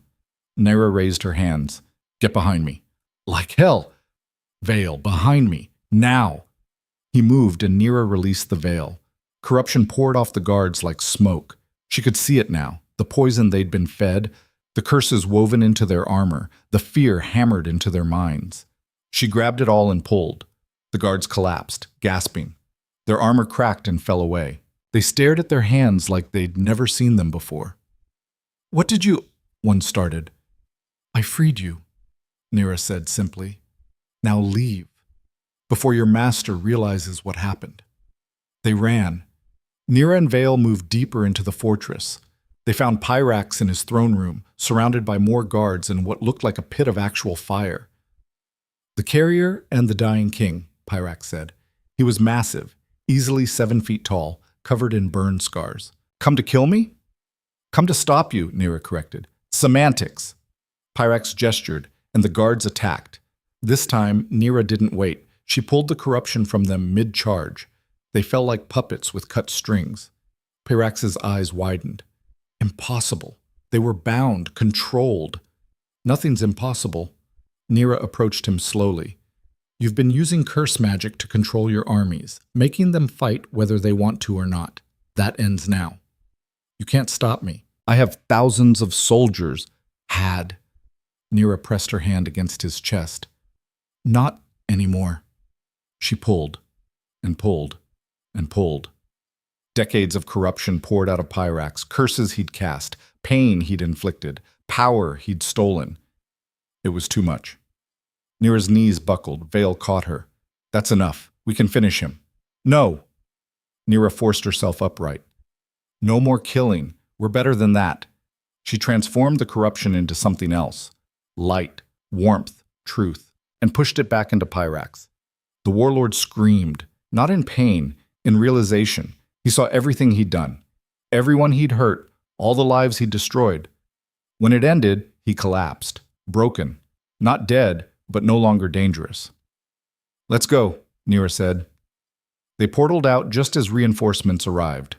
The next warlord was easier, and the next. By the time they reached the fifth target, Kalor's, the sun was rising. They found him standing over a body. The warlord, dead. What happened? Vale demanded. He tried to kill me. Kalor's voice was flat. I defended myself. But the blood on his hands looked fresh, deliberate. Kalor, Nira started. Don't. He met her eyes. I'm not like you. I can't transform evil. I can only remove it. So that's what I did. He walked away before they could argue. They regrouped at the fortress. All teams accounted for. All warlords neutralized. But something felt wrong. Lyra pulled Nira aside. Did you see Kalor's kill? He said it was self-defense. It wasn't. Lyra's voice was urgent. I was watching through a portal. The warlord was surrendering, and Kalor killed him anyway. Nira's stomach dropped. Why would he? I don't know. But we need to be careful. He's hiding something. They didn't have time to investigate. The southern territories were in chaos. Without their warlords, the armies fractured. Some surrendered. Some tried to fight each other. Some just went home. But peace didn't come immediately. It took 6 months of negotiations, of treaties, of rebuilding trust that had been broken decades ago. Nira and Lyra were at the center of it all, not as weapons, but as mediators. They could sense corruption, root it out, transform it before it could fester. Slowly, grudgingly, the territories began to heal. The council never fully trusted them, but they couldn't deny the results. Vael proposed to Nira on the first day of spring, properly this time, in front of the entire court. I'm not asking you to be my queen, he said, kneeling in the throne room. I'm asking you to be my partner, my equal, the person I choose to face everything with. Will you?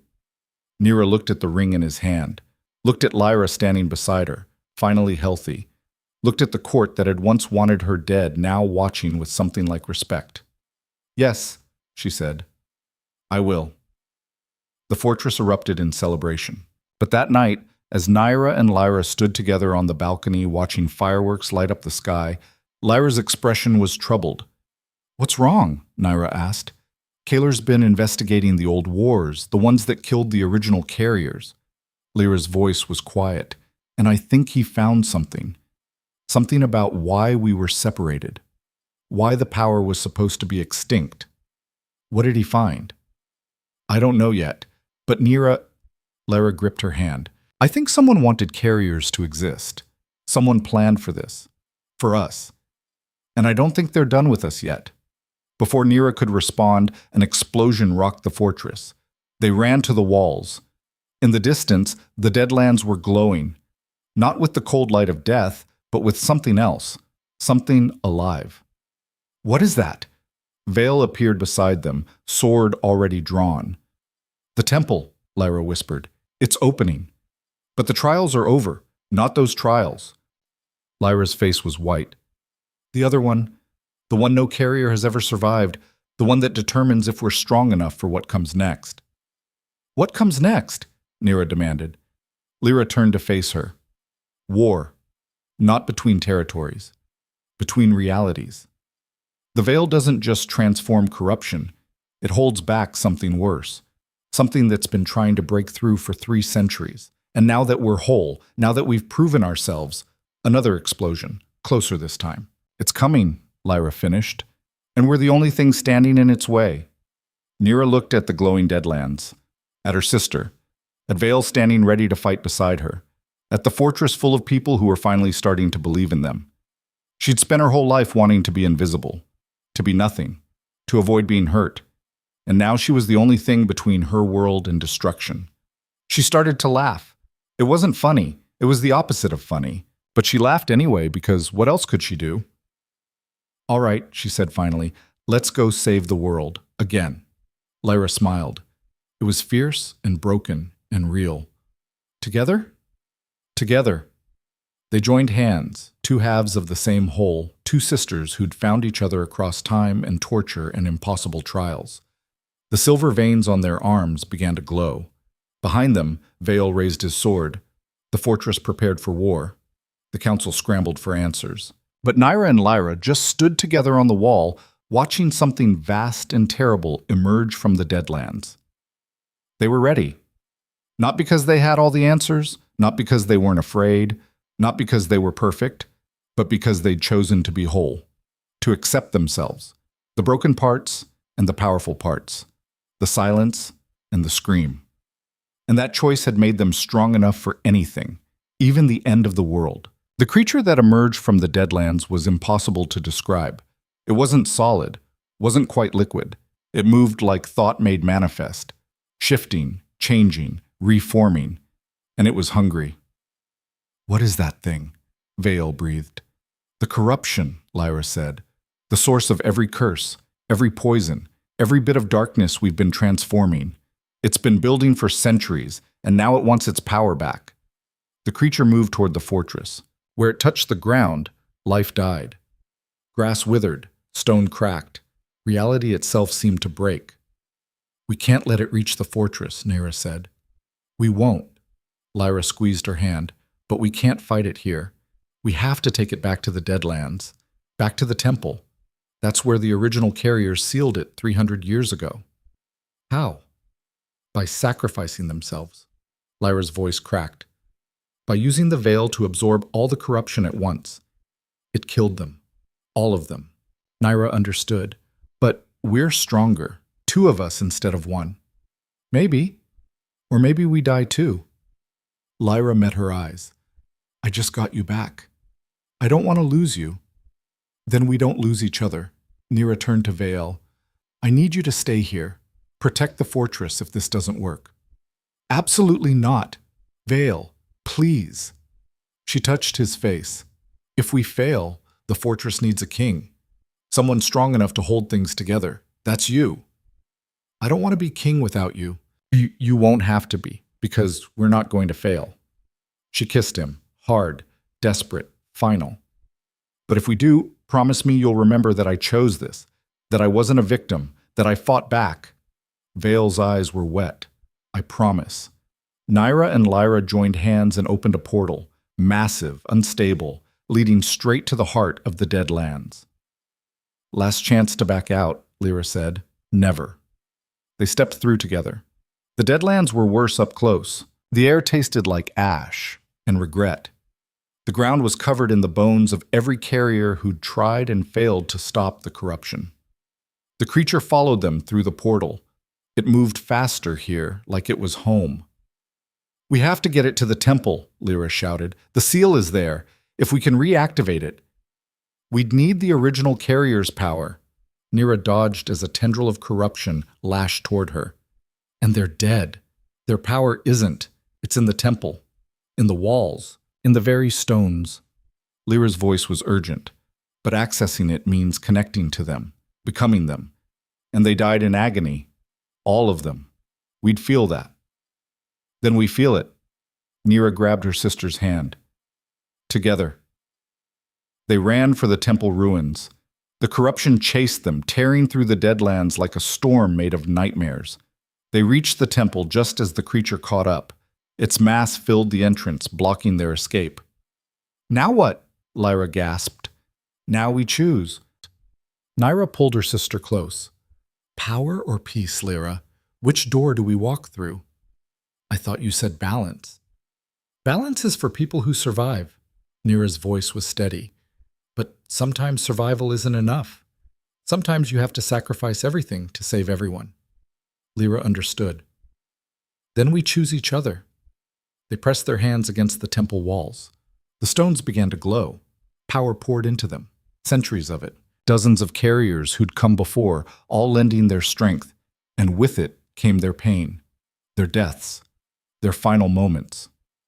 Nira screamed. Lyra screamed, but they didn't let go. The corruption surged toward them, sensing the power, wanting to consume it. Now! Nira shouted.